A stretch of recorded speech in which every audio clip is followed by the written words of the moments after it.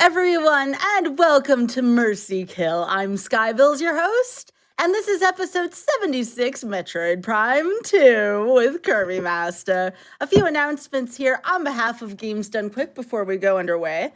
This Saturday and Sunday, we are raising money for Doctors Without Borders as a part of Twitch's Together for Good initiative. Come by twitch.tv/GamesDoneQuick this weekend and check out our marathon. Use !schedule in Twitch chat to check out the runs. Registration is live for Awesome Games Done Quick 2024 if you'd like to attend the event in person from January 14th through the 21st. Go to games.com for more information. With that being said, Kirby and Bash, how are y'all doing? Hello, I'm Kirby. And I'm running this game after having not ran it in about 8 or 9 years. So then this will be 100% for Metroid Prime 2 Echoes for Nintendo GameCube, where we collect all 100 items. And with me on commentary is a nerd. Feel free to introduce yourself. Hello, I'm Bash Prime. Aren't we all? Okay, and we'll just go ahead and dive in, because we have some downtime early on to talk about stuff. Yeah. So without further ado, 5, 4, 3, 2, 1, Magoo.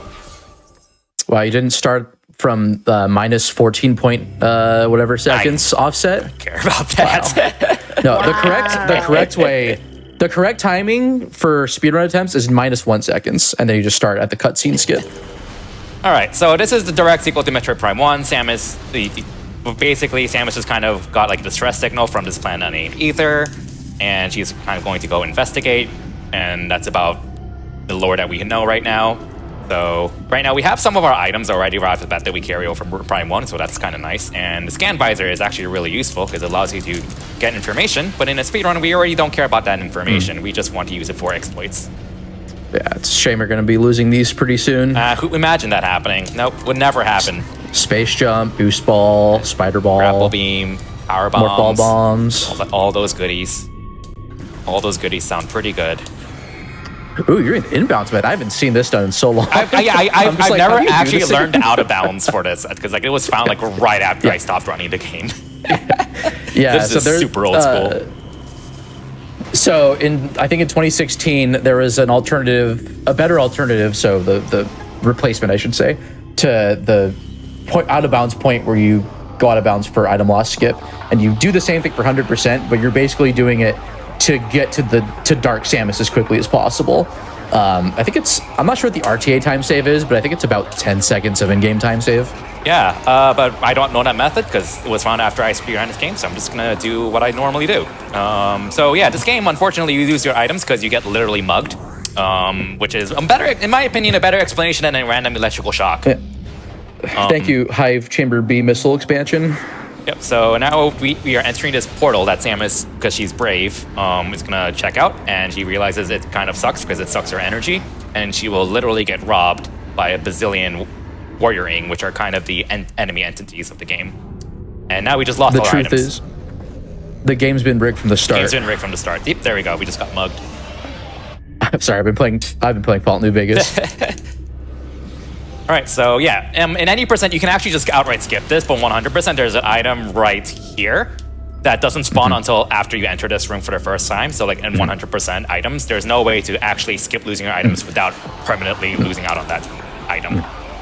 Actually, I forgot to mention, so the reason you do the out of bounds to get to Dark Samus here is that you remove the cover, the morph ball bomb, while like the room's secretized. It's kind of technical, but it lets you get to that missile expansion early, and as soon as you lose your items, you get an early missile tank, and that's what the time save is. Yeah, nice. But you can also, the more old school alternative, what Kirby I think is probably going to do here is the dupe. Is that right? I'm duping. Are you going to do the I'm doing dupe? A bit of a skip here. Cool. Oh, nice first try. So you're supposed to kind of go around this room as a figure eight and like blow up a bridge and cross it, but I'm skipping all of that by using a slope jump to get height and getting on this crate. Then playing this cutscene out after scanning a post to ride the crate during that cutscene, and I just skipped all that. Very nice. Whee. That might be my favorite cutscene in the game for speedrunning it. Going around the room is annoying. They were kind of just going through the first like 20 minutes of the run is going to be kind of relatively vanilla. because we don't really have that many tools to like break the game, at least at the time I ran the game. So we're gonna scan this post, knock this crate down, and just keep chugging along. So we're actually gonna be basically following the vanilla item progression for like the first major area. So like this game is kind of all three Prime games are kind of split into like four major segments. You go to like major area 1, get items there. Major area 2, get items there. Major area 3, get items there. Then clean up. Sprinkle in some backtracking that you could potentially minimize in a speedrun, depending on, like, I guess the game and the category. Yep. And so our progression in Echoes for first major area, Aegon, which we are not in right now, we're kind of in the main hub, is going to be relatively vanilla for the most part. Once we get towards the end of the first segment, that's when things are really going to break. But for now, I'm going to do a little bit of a cool trick here. There's a cutscene trigger in that direction that we're going to skip. And I'm going to do a slope jump here. Oh, nice, first try. Blow up this crate, get the missile launcher. There you go. Right. Your license to fire missiles I got has that been first try. obtained. Wow. All right, and now... If that slow jump is really that annoying. That is a very annoying slope jump. I'm shocked it. I got it first try without having done it in years. But there's one thing worse than that slow jump, and it's new out of bounds that completely changes this route. Oh, by the way, so this is the... Yes, we just got the missile launcher a second time. Because the cutscene respawns it, so how convenient. And a slope jump, that slope jump I just did there just kind of skipped going around this room like twice, so that's actually a pretty huge skip there. And the slope jump, it's basically you press up against the slope and gain height. That's the gist of it. It doesn't look fancy to someone who's just watching the game, but trust me, they're pretty impactful and kind of difficult to do a lot. We're going to do another slope jump here. If I can do this. That probably would have made it. There you go. Get on this hive. There you go. Do a scan dash. Lock onto this portal. And feel free to explain what a scan dash is, by the way. Yeah, so generally by exploiting when you can like lock your speed in with like the right trigger while locked on, you can maintain the speed that you build up from like a strafe dash when you're locked onto an enemy. It's like think like Ocarina of Time, like how you can lock on to enemies and do a sideways hop. Except for Samus, she's a little bit more athletic, I would say, than Link. In Prime 1, it's kind of ridiculous. For reference, she walks at around like 11.8 speed, and she can get like up to like 30 or more speed from a scan dash. That's been nerfed in this game quite considerably, but it's still useful enough where even though you're going at around half the speed you could in Prime 1, with exceptions of like extended dashing, which kind of another... don't want to go on too much of a tangent with that, but scan dashing is still useful enough in some cases where it's even with its nerf, it's a useful tool. I'm gonna try to get down to 0 missiles if I can, or not. Okay, we got a random missile drop there. So I kind of don't. So this game has a dynamic drop system, but I'll talk about that more later on. For now, we Eat your heart out, Prime 1. Yeah, we're gonna try to use all of our missiles on this little boss here. I think it's 3 charge shots and a missile to trigger the next phase. Charge beam is very powerful in the Prime games. It does 50 damage in all 3 games. A pepper shot does 2 damage. So a fully charged shot does 25 shots worth of damage.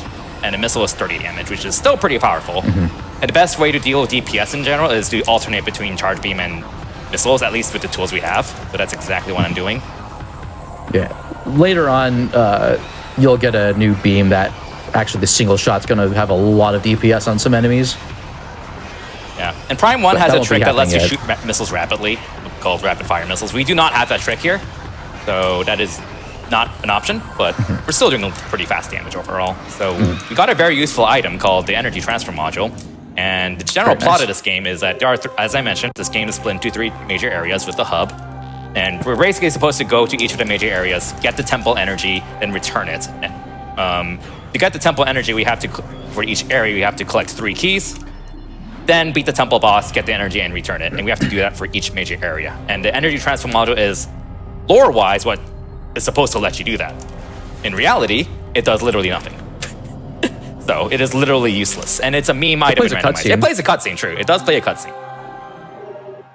So we just got an item here called the Violet Translator that the game doesn't make super obvious. It allows us to scan Violet holograms, which is... You're not getting your hint from that? Wow. I know. But yeah, it allows us to scan Violet gates, which basically just opens gates with the Violet hologram. And there's going to be one coming up. Yeah, this primarily locks access to Aegon. Yep. There's also Amber, Which is why we Cobalt, need and it. Emerald, but we're not going to get those for a while. So this is a Violet Gate. We have the Violet Translator, so we can go ahead and lower this. Did you mention how this is like more or less the old school route that This you're is doing? a very old route. Yeah, this is I haven't PB'd in this game in like over 2.5 years, and my PB does this route. So a lot of stuff has been found, particularly in 2021, with like barrier skip. But then was it last year, I think, or earlier this year? Notably, Noble Prime 1 speedrunner and Glitch Hunter Vertigo found this out of bounds in the GFMC compound, which is where that ship was, where the missile launcher is. That normally there wasn't like any sort of viable place to go out of bounds without space jump, but now there is, and so it lets you get an early power bomb and just go straight to Aegon, skipping all this at the beginning. 100% still has you go and get Violet Translator. It's just delayed since all the translators give you a % for the items. I've been conserving 1 missile for that missile door, and I just got a bazillion missile drops, and that's because this game has a dynamic drop rate system where if you're really low on something and you destroy it and you like kill an enemy or something like that, then there's a very high chance it just gives you a lot of that. And in this case, if we have 0 missiles and you kill like an enemy or a crate, then you have a very high chance of getting a double missile drop, which is very handy. And that applies to health and beam ammo and power bombs as well. Yeah, there are points This is in, rando. I think, almost every Echo speedrun where the person like has this. Wow, I wonder if it's going to be vanilla later. It's going to have a key. That's a hint in a randomizer, by the way, which there's kind of no point in this case. I'm sorry, I can't resist, but I should. Yeah, so there'll be points where Kirby is definitely, I think, going to be wasting, like dropping a power bomb or what have you to get guaranteed ammo later. Actually, there's one point coming up where I think you're going to try to like have full missiles by the end of it, but it depends on what drops you get. Right, so we just entered Aegon, the first major area of the game. So again, we've done like some few minor skips, like skipping a few puzzles here and there, but in terms of like major items, we haven't really done much major. Don't look up. Don't turn around. And that's going to stay the same for a little bit. Like the main progression is bombs, Amber Translator, space jump, dark beam, light beam, dark suit. And we're still going to follow most of that progression, but things will change. But we will be doing a lot of skips to speed that up significantly. Should I do the stash? I haven't done it in a while. Screw it, I'm doing the stash. All right. Oh, that's interesting. Wait, first jump right there. I never thought of like ledge clipping like Hey, that. skipped a pillar. So you're in this room, you're supposed to kind of go all the way around in a figure eight, but if you find a tiny slope here, yeah, like if you look at my crosshair, you can kind of see there's a slope here, there. And I skipped all that. So that just saves a lot of time of going around this room, which which once you get like bombs and space jump, you can skip all of that normally, which is why Prime 2 is so well designed because it has a lot of shortcuts like that all over the game. Yeah, it's more punishing right now because you don't have space jump yet. So if you fall down like in this room in particular, it's like it costs you like 10 seconds. it's so dumb. Whereas with space jump, it's like, oh, I'm back up on the top platform. Oh, space pirates exist in this game, by the way. So we're just gonna go ahead and kill them. Yeah, in Rando you kill them, but we're not worried about going to the portal room yet since we need to get more fall bombs, but that's coming up. Yeah, I'm kind of scared of getting hit while I jump because they knock you down if you do, and that kind of loses a lot of time. So you can skip traversing around this room with an extended dash or a floaty dash. I'm not good at those, so like I'm just not doing it. The Bomb Guardian is a really interesting boss. So Bomb Guardian is coming up, and it automatically ends a phase whenever it hits 75% of its health, 50% of its health, or 25% of its health. And a missile does less than 25% of its health, and a charge beam does more. So what I'm going to do near the start is fire a missile to not hit the 75% point of its health, then a charge beam shot to hit it just barely past its 50% mark to skip a phase. And I'm going to do that again on the second phase. Can I backseat? Sure, why? What's up? You need a single shot. Yeah, you do need a single shot for the first one, because a charge beam, so single shot missile, charge beam, that does just over 50% of its health and skip the phase. And I'm going to do it again, except we don't need a single charge shot because it's already past half its health. Yeah. Oh, that was close. That was close. Sorry to jump in like that. I just wanted to save you the grief. So well done. That was perfect. All right, and I'm ideally standing exactly in the correct spot to grab the more ball bombs, and I am. Cool. Nice.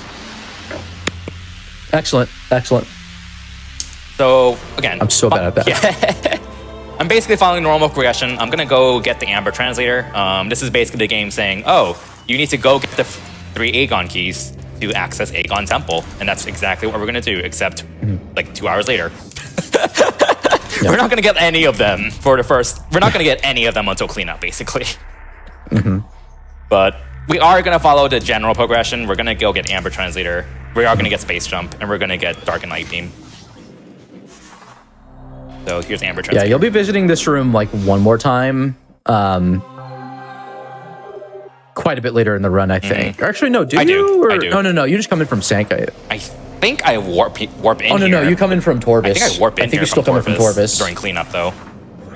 Do you? I'm trying to remember. Yeah, no, I can't remember. remember. I warp in here during Is cleanup it the elevator? from Torvis Temple. It's literally what the Claris found while I was driving to SGQ like it's 9 years ago. I think I'm getting confused with. the new route. There's a bazillion ways to play this game. This game is fun. Oh yeah, there is an out of bounds and new route does in this room here to get Dark Beam. I think you do it after Space Jump. I don't do it because I don't know how to do it because that was found like 3 years ago or something like that. Yeah. But first we're gonna get Space Jump. It's a bit precise. It's more difficult to learn than it is to, I would say, master it. You gotta get the. I'm bad at like the one slope jump in Aegon Temple, and then there's like a second out of bounds that's technically harder, but I'm more practiced in it, so I'm usually more consistent at that one. Right. Funny enough. This item is almost always a major item in a randomizer, by the way. Yeah, it's the only item I think you can get in Aegon like without any. Well, I guess you're expected to have missiles, right? But then besides that, if you like have the difficulty up so that you don't need to come with missiles, then I think that becomes the only item that you're expected to get. These are normal pirates, and this is the game's tutorial that light enemies, which are these, can become corrupted and into dark enemies, and they are a lot stronger. So, like those pirates I just killed took like a charge beam and a missile to kill. These take like 4 or 5 of these overall. They're actually really tanky and strong. Like, I want to say they do the same damage. They're just way more aggressive with their shots. Maybe, I don't know the numbers. There's variants of these exact troopers in one room in Temple Grounds. They do 10 damage per shot for some reason, and they're insanely powerful. So you have to kill those to activate the slot, and the intended way to do this puzzle is there's like a bomb block you have to open up to release a sand stream 3 times by like rolling around at the speed of sound back and forth. But the game only checks if you blow up the last one. So I think they changed it on like PAL or something, or the Japanese version. Maybe Japanese. So that you actually have to hit all 3. Probably didn't change it in PAL though. So that's the first one. PAL is the minimal change. That's the second one. I think it's a MTSGJ. Third one's here. It's so great. And we just hit the second block. Cool. It's just wide enough you can stand on that. Yeah. But the rule in Prime 1 and Prime 2 is if it looks standable, you can stand on it. If it doesn't look standable, you can stand on it. Prime 3 is the complete opposite. If it looks standable, no, you can't stand on it. And I'm not exaggerating. Almost nothing is standable in Prime 3. Also, this is the only generator in the game where if you scan it, you just immediately go in the portal. Yeah, this is like the first time you're like going into the dark world, and this game has like a light dark world aspect to it, similar to Link to the Past, except the dark world's like really dangerous because as it is, in the dark world, whenever we're not in like light barrier, you take 1.2 damage per second. No, 6 damage per second. 6 damage per second. Yeah, the literal atmosphere is toxic. Some safe zones must be shot to function. Very nice. So a lot of speedrunning echoes kind of comes down to knowing how to manage your health and going fast. Which a lot of people understandably like get really freaked out about because like it's understandable to just really be scared about your health. But the game is really generous in that almost every room has like a drop that you can grab for health from. So that's actually really nice. Yeah, you can hit health drops, and then also like speedrunning is inherently about accepting risk too in some cases. Don't mind this really This is big. a really this is a fun really big skip I'm doing here. Yeah. Yeah, the skip's going all the way around. Goodness. I think you're unmorphing late, but I'm not sure. Maybe. I haven't done this in a long time. Maybe I just I think that unmorph is late. You're like almost have it. There we go. So yeah, I'm supposed to go around in a giant circle. Oh, well, there's no map. But I'm kind of supposed to go in a giant clockwise fashion. And then this is where we're supposed to exit after beating Jump Guardian with Space Jump. But we're just going backwards instead and skipping all that. Because it's fast. Yeah. Jump on that, jump off of that. Yeah, that's kind of a precise jump, but and it's also doesn't help that you don't have that much health going through here. Oh, okay. Well, Oh yeah, that missile count's not good. It's fine. Is this? I think that's it. Hey, so all right, Skype. Oh wait, I missed. No, that's bit to the what's left. How's your day going? Oh, I'm doing great. I'm actually really intrigued by this because I'm still waiting for a possible release of Metroid Prime 2 Remastered. Oh please. I would like it. It would be awesome. I Coben. don't know. Like Prime 1's great, but 2 and 3 are also great games, and honestly, kind of underrated IMO. Also, I wanted chat to be aware. First of all, post cats in chat. Yes, Always please post cats. cats in chat for Kirby. Second off, Kirby is wearing a hoodie with Spike and Nukes' cat, Keemon. I love the look on Keemon's face. So if you got a Nuke stare, throw one into the chat for Kirby as well. How are you doing, Kirby and Bash? What's going on I with really y'all? don't like the statue. I'm shooting it a bazillion times. I'm enjoying the. You need more charge shots than that. I think. I think it's fine. 6 after the missiles, if I remember correctly. Oh, hi, there's a boss here. How much health does it have? Oh, bye. Never mind. That was enough of an offering to the statue. We're telling. Yeah, so we entered the boss backwards, and the boss doesn't actually start until you enter this light barrier in the middle. But he's actually standing in front of that statue invisible, so you can just keep shooting him to damage him before starting to fight. So we just you can't actually kill it before it spawns, so we have to like just bring it down to basically 1 HP, and then you just kill it in one hit after that, so yeah. Hey, but I can jump twice. Now I can jump twice. Oh, now we're gonna take this path we used to go in, as intended, which is to go out. Yeah. But because we have double jump, that's much faster. We don't have to like abuse terrain or anything like that, or scary tricks. Let's wait until my health goes down a bit. Someone posted a rack in chat instead of cat. And I'm like, no, those are two different things. One's a kid in the wilderness. The other one's a pet. It's one of my favorite strats in this in Prime 2, and it's still the thing you do to this day. It's been out. It's been a thing since like year 1 of this game's release. So it's been a trick for almost 20 Anytime I years. showcase that part of like any run, I just have like the worst explanation, like, oh, I'm scared, or I'm just gonna do this for no explicable reason. So this game does have like an you did better than I LTTP-like did. system where it's like some things you interact in the dark world applies to the light world and so on. So we opened up a gate here in the dark world, and now it's open in the light world, so we can take this path here. Grab a missile tank. Go Bash. Ooh, we got a. Do you remember? We got that's coming up. That's right. Do you remember the intended path you're supposed to take from this point on? Feel free to get ready to explain that. So you're getting the next intended item in the sequence just differently. Very differently. So yes. you're supposed to go into the pirate labs, pirate base, and traverse the entire base to get to what ultimately is the first actual fight with Dark Samus, and then you defeat her, and that gets you access to the Dark Beam.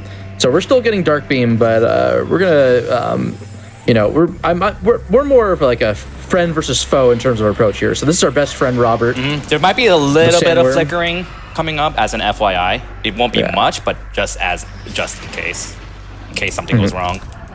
So trying to manip the worm here, that's not gonna. Yeah, there's a backup, which is annoying, but at least it's consistent enough. It's annoying for me because I don't ever practice it, but I haven't done this in like 5 years, so yeah, gonna bait out Robert here, and then wants to That hug the wall. That work. should be okay.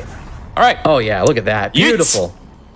And now you'll see what everyone's gonna make fun of Prime people. It's like, oh, it's all out of bounds. There's nothing going on. It's so We're boring. not It's actually like, skipping major items here. We're just Yeah, skipping a and- lot of fights, basically.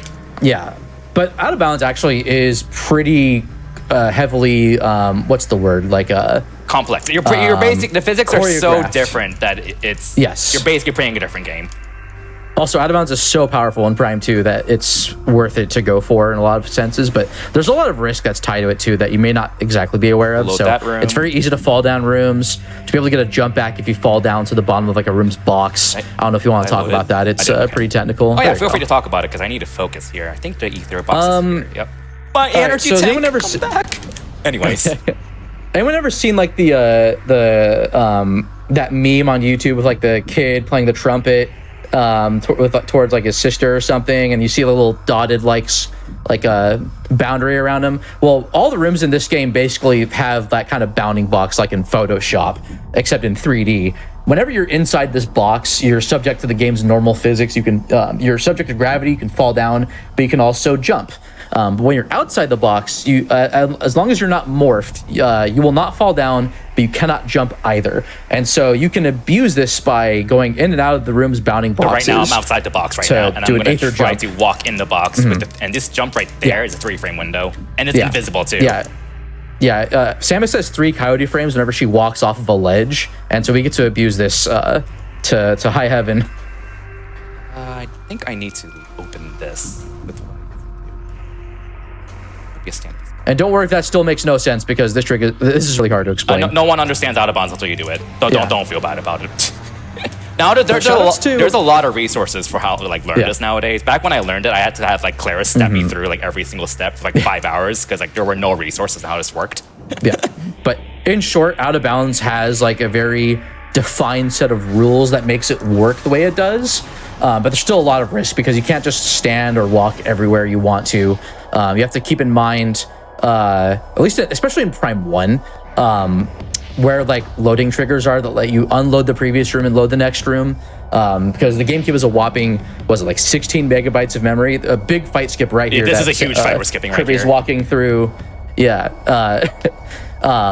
just completely walking underneath the fight trigger, and then instead of going all the way around, Kirby is just going to be again just doing this sort of bank heist here and just navigating the walls. Okay. Samus is inside your walls, pirates. I don't remember how to get to and this instead of door. going right and all the way around, going to go left directly to the main reactor room where Dark Beam I'm is. in the box of the next room because I fell down a little bit. So I'm gonna have I believe you are. to have to hope for a game gives me a jump. Actually, no. I think the right box is lower.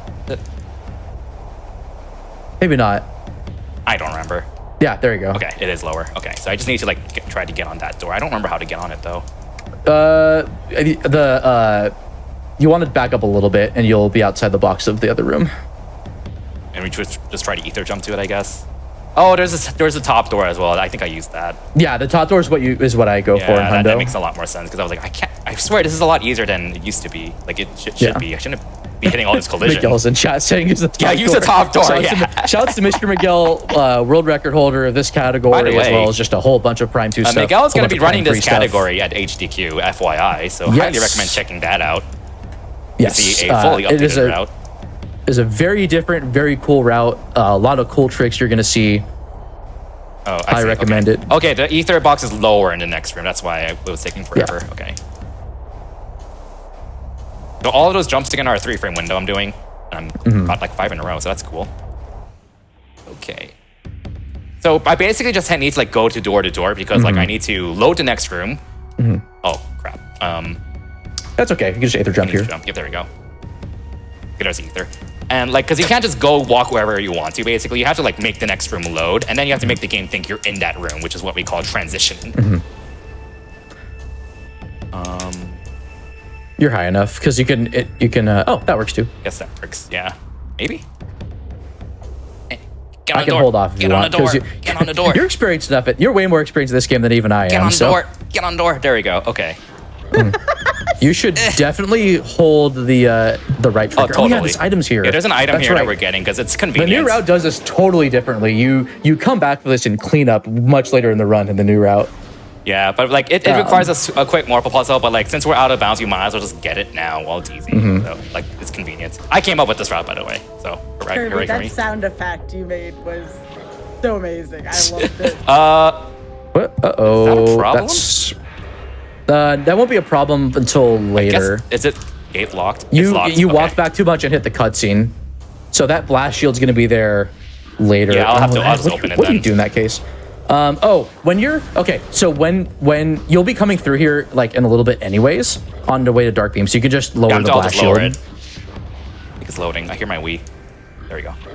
This is a game where it pays to have a loud Wii because you can literally hear when it's done loading. And you did not hold R. I did not hold R. If you hold R during that transition, the game crashes. So that's fantastic. All right, Out of Bounds is almost over. Got one more room to go for. Can I get on that door?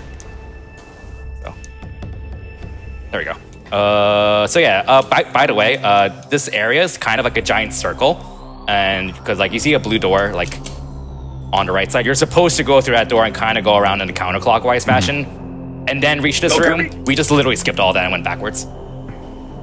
So, trying to find a standable spot. There it is. And on this. Oh yeah, because you go for the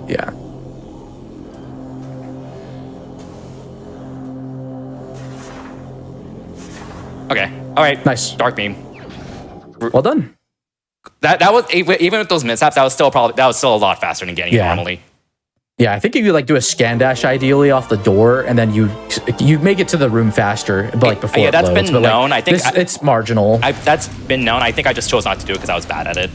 That's fine. Which that's done okay. this category like so long. and that too. Like there are some things that some people are just kind of bad at sometimes, and that's okay. That you find your things that work for you, and that's perfectly okay.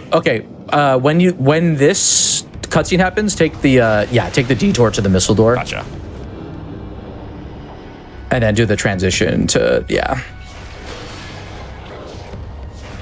So Dark Beam is incredibly powerful. This game gets admittedly, understandably, a little rag on for the ammo system with the Dark and Light Beam. And also because like a lot of people like to hoard, understandably, because RPG stuff, RPG tendencies. Dark Beam is so powerful in this game. The Dark and Light Beam are so absurdly powerful. So if you want to know how much damage things do, missiles do 30 damage. Power Charge Beam does 50. Uncharged Dark Beam does 15. On light enemies, that's times 2. So that does a missile's worth of damage against a light enemy. It is absurd. It has a pretty high it has a pretty high fire rate too. It is absurd how powerful these beams are. And that's why they have an ammo system. So like the Dark Beam, again, Dark Beam does double damage against light enemies, and the Light Beam we're going to get very soon does double damage against dark enemies. And the Light Beam does 20 damage. So a light beam shot does more damage than a missile against a dark enemy. They are so powerful. Yeah, that Phazon canister is really, really notorious for doing. I mean, they all do like 75 health worth of damage, and Kirby currently has 100. We're fine. Or 93, 94. Right. But thankfully, the save station's here, and because it's in-game time, it's actually optimal to hit the save station after you start loading the next room. Saves like a few seconds. But yeah, we're just kind of pretty much just playing this vanilla now for a bit, because there isn't really a fast way to get light beam quickly. Yeah. This will start to break soon. Very soon. Actually, after this, Kirby will have. Oh, so after Kirby gets light beam, you need a little bit more stuff there. Yeah, like the fourth beam in the game, and like a something. screw attack. Just a good number of items in general. You could probably scan that. That's a little important. So there is a way to do this quickly. I don't remember how to do it. Some fancy scan dash roll jump shenanigans to skip these platform cycles. Whatever, I don't remember. But we're just going semi-fast, and it's okay. Yeah, this for some reason this top one you have to be close enough for the scan to count. So I guess because the scan rate. And better than nothing. And better than nothing. I think you're fine. You have the safety. You just save and you have the. Yeah. So yeah, those do a lot of damage. By the way, we're gonna skip that. Hey, so that's a roll jump. The roll jump method, very nice. Feel free to explain what a roll jump is. Yeah, so when I said that this isn't exactly Coyote frames, but whenever the morph ball becomes airborne, that's not through like I think the morph ball bomb. Oh no, that still counts actually. Anytime the morph ball goes from like being on the ground to airborne, for whatever reason, if you somehow are unmorphed within I think a 22 frame window, Samus is considered grounded and could input a jump as if she was jumping off the ground. Normally this never happens because the morph ball animation takes 60 frames or a whole second. But if you obstruct the morph ball with the camera or with like something, if the camera is obstructed by like a wall or something and it cannot see the morph ball, the animation will skip entirely, and that lets Kirby perform what's called an instant unmorph jump. The most common form of that you'll see is through the use of morph ball bombs, and that's called a bomb space jump. You'll see me use bomb space jumps a lot later on because those are they can be done in all three games in the trilogy. Prime 1 has a couple of uses for them. Prime 2 is insane. There's a bunch of sequence breaks you can do with them that are just really, really useful. You'll see another example of that, I think, in Torvus coming up, as well as in Sanctuary to skip part of a puzzle. Prime 1 has a couple of those. I'd say like the most notable is to get the Flogger faster, and then 100% it's used for reverse frigate in 100%. So we have all the items we need to get the 3 Aegon keys and fight the major boss of Aegon, Amorbus. Amorbus drops Dark Suit. Dark Suit is very important because, casually, has a percent. Yeah, it's an item, and we're gonna get it. But you're supposed to get it and there's like, when you want to go to the second major area, there's like an auto-scroller that forces you to have Dark Suit because you die if you don't have it. That's their way to make sure you have Dark Suit before you try to go to the second major area. Oh wow, you're roll jumping this. That's brave. You have to skip this fight again, but inbounds. But yeah, we're not getting that. Not for now. So we're not getting into 3 Aegon keys. We're not getting Dark Suit. We're just going to go straight to the second area immediately. And how are we going to do that? Well, we're supposed to, again, after you get Dark Suit, you're supposed to go back to Temple Grounds, the hub area, go through Great Temple, go back to Temple Grounds, then ride an auto-scroller, and then enter Torvus, the second major area, through the front. We are skipping all of that. So, yeah, it is possible through. You can skip Dark Suit for the intended way to get into Torvus, but it just takes so much longer. And there's an elevator like right here. Yeah, this game is really well designed in that like all the major areas are actually connected to each other. Like Aegon has an elevator to Torvus and Sanctuary, which is the third major area. Yeah. They're just blocked off by items you get from those respective items. Yeah, and vice versa. It's a lot better handled in Prime 2, I would say, than Prime 1. Unless you really like going through Magmar Caverns for the 20th time in a row. There isn't really anything like that in Prime 2, thankfully. But I'm going to go safety safe because we're going to read our favorite friend Robert again. I love how this route you see Robert twice. Yeah. It's fantastic. Unfortunately, you can tell I have Sandigger like very kind of well practiced because I have to since I did it twice in this route. Yeah, Hundo now just completely skips Robert because you go to Sank first instead of Torvus first. That's the major difference. So again, slight warning in case we get some flashing. That's not gonna work. It's very unlikely we'll get like any sort of flashing, but as an FYI, there might be once we get out of bounds. Okay, come on, Robert. Who named it Robert? Sounds like a DF thing. Oh, that works. Probably. That easily works. Close enough. Okay. All right, so this save station is loaded, so I need to... heck, I missed it. I missed the briefing window. So the save station is loaded, but I need to make the game think I'm in the room. So if you pay attention to the mini-map in the upper right corner, the mini-map, by the way, in the upper right corner is your best friend. And the radar in the upper left corner. You just see so much information in that UI. That's the thing I forgot to mention is that for out of bounds, you have to manually kind of change what the active room is. And that's through interacting with a specific trigger on the door called a dock trigger. That lets that happen. You need to be in active rooms in order to unload the previous room and load the next room. Although there's one case in you won't see it in this run specifically, but that does actually get abused in kind of the inverse way to get a state called Cannonball. Well, I'm not doing that, so I wouldn't worry about it. But you're not doing that, so it's not relevant here. So as a quick explanation, this is a room we've traversed before. And that's a half pipe where you need boost ball to traverse, and that's a secret missile door, which we don't have. That is an elevator to Torvus. So if you put 2 and 2 together, yeah, we're just gonna go bypass the boost ball requirement, bypass the secret missile requirement, and skip. Let's grab this really nice shortcut to the Torvus. Yeah. Now the next room also has a secret door, but we'll be skipping that one as well. There's a problem in the next room because we're immediately blocked by secret door. Again, Prime 2 map design is fantastic, honestly. Like, the game just has all these nice shortcuts you can take once you have these major upgrades. We don't care in the speedrun, but, like, it is nice. Like, there's a secret door again. Now we're going to do a BSJ for the first time in this run that Bash talked about. This is going to be a 3 BSJ where you do a triple bomb jump for maximum height.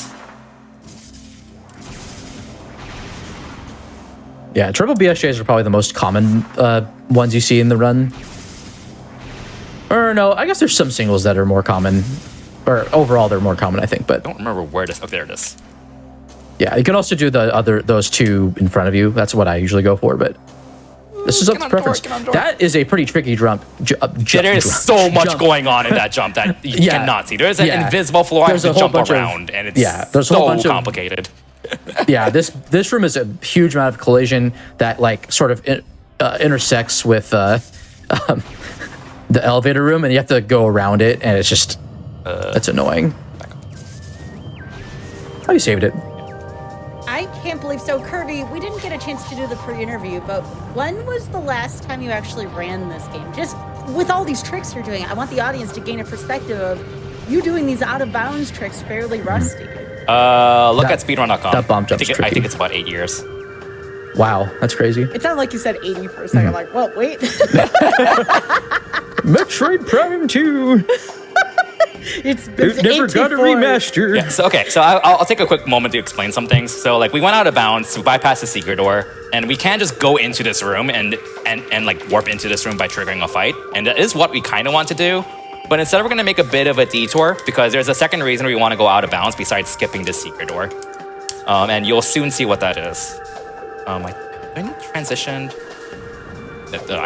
I need to be transitioned. You need to be, so you need to be transitioned to that room. There you go. Nice. Okay, so I'm in. So right now I'm traversing this room, but the game thinks I'm in this room, which is very important. Yes. So just trying to take a quick few seconds to just help a random viewer, help viewers like understand Kirby doesn't a bit want to more load what's going on.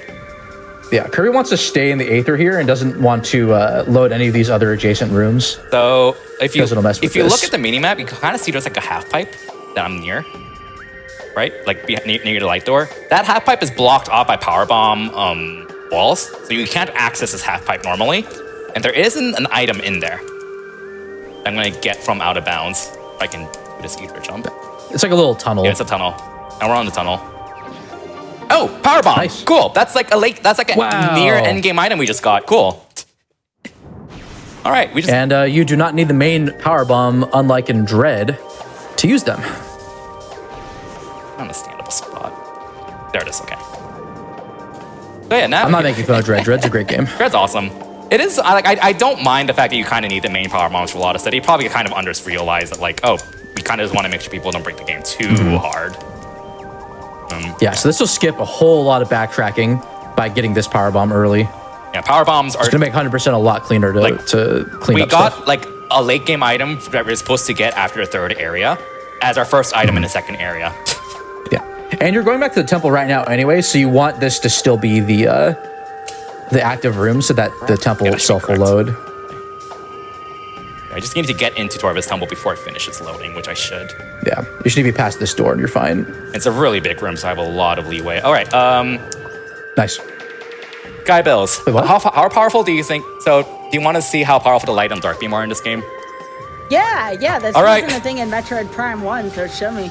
All right, enjoy. Oh, I missed a shot there. That's okay. There's a bunch of flying pirates here. You have to deal with that pirate later. Okay, that's dead. Normally you fire the light shot. That's dead. Oh my goodness. And you died. Sort of, yeah. There's like a bit of an auto lock on system that I have to aim at manually. Oh, that's nice. That fully charged light shot was supposed to destroy that ship and the pirates on it. Yep. By the way, these pirates take 2 missiles to kill, but they also just take 2 dark beam shots to kill. So goodbye. Bye. Bye. Bye. I think they take like 2 charged power beam shots, so it's a lot faster. It's so powerful. The dark beam is absurd. It's super good. It's really good. Like the downside is it has like a slow traveling time, which is why I still fire missiles because sometimes dark beam can miss. Light beam's kind of opposite. It's a slower shooting beam that hits a bit harder, but it travels very quickly. Someone in chat's saying if Prime 2 is so good, why isn't there a Metroid Prime 2 too? All right, so this is like the first item we're intended to get in Torvis, which is a super missile. Works pretty much the same way as in Prime 1, but there's a lot more use for it in Prime 2 because this game has a lot of super missile doors. Prime 1 kind of doesn't.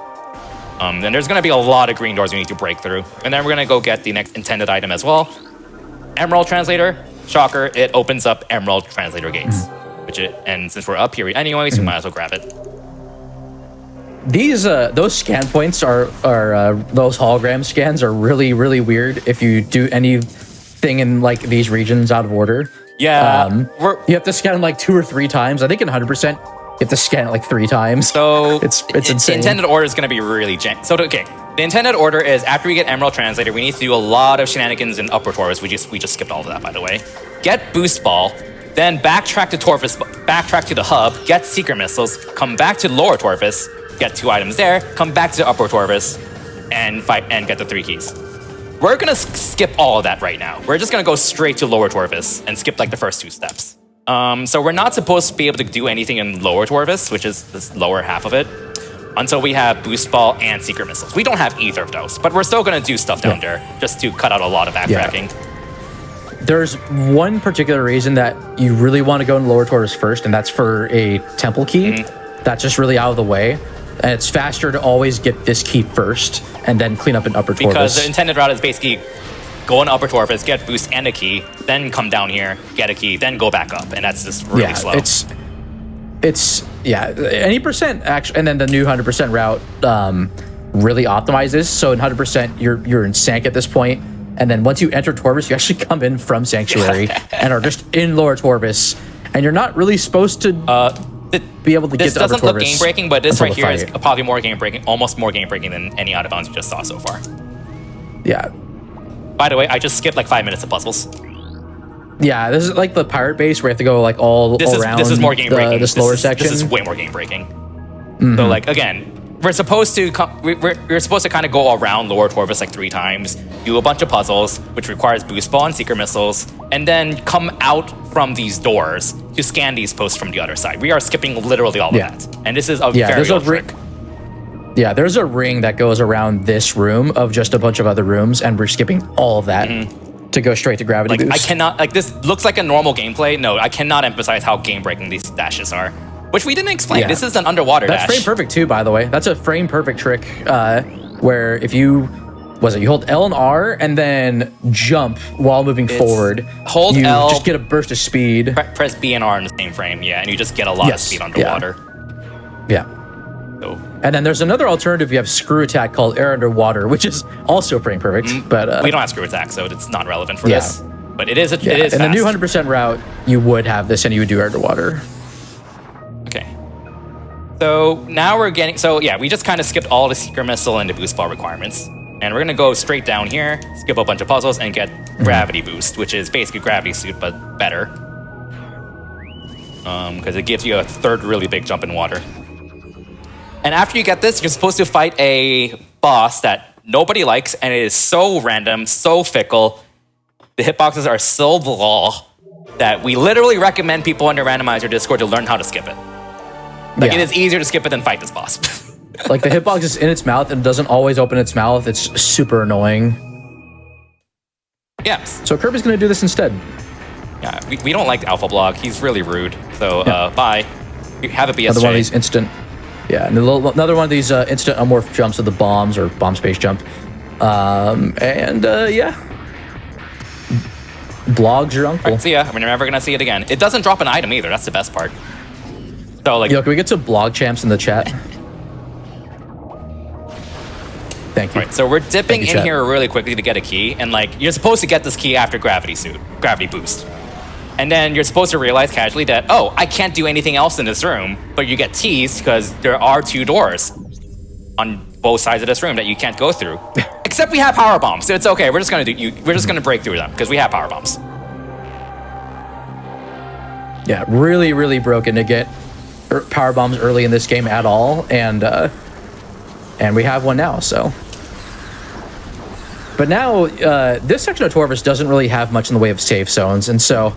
With only 3 tanks in Various Suit, that's like maybe a minute's worth of health. Yeah, we're supposed to have Dark Suit. Remember that. So Dark Suit makes it so you only take 1.2 damage per second instead of 6. We're gonna do like half of this run without it, even though you're supposed to have it for most of it. Yeah. So we're just gonna take like way more damage than you're supposed to. Yeah. No, it's okay. We're still gonna get Dark Suit. It is still, you do need to get it in 100% because it adds a percent. Go ahead. And then, supposedly reduces damage. So yeah, what we're supposed to do with the Gravity Suit boost is you're supposed to go back to Light Torvus in the same area and do a bunch of extra puzzles. First, like, go around in a circle in Lower Torvus again, and then get the next major item. Ooh, can I make that? Cool. But instead, we're just gonna skip all Nicely that done. thanks to power bombs and just go backwards, basically. So this is the exit from the next item we're supposed to get. So this route is a bit unfortunate that this fight coming up is done this early because there's still a lot of upper Torvis that needs to be done in this run. There's something that I'm we'll still talk pretty about good at. I later. think it's the boss fights because I still fight them in randomizers, Yeah. so I'm not rusty at these at all. Kind of. Yeah, Grapple Guardian is pretty. A if lot of these these hit- are very flowcharty. Yeah, thank you. Light beam kind of strong. The charged light beam does Yeah. 100 damage, by the way. Remember, missiles do 30, power beam does 50. Power beam charge. Well, doesn't it technically do 200 against And dark enemies? or against is dark that enemies, it's a lie? 200 damage. That's more damage than a super missile. So, Yeah, Kirby needs to open that access to that door, so he's gonna destroy that power bomb. Great. Hoping to get another one and not lose time having to get a refill from the hallway, but we'll see what happens. that should be it. Cool. Nice. Well done. That was a pretty good fight, honestly. Besides, like, All right, first PB two shots. drop, PB drop. please. No! And you're on that side of the room to save on the low too. All right, so getting grapple beam is bad.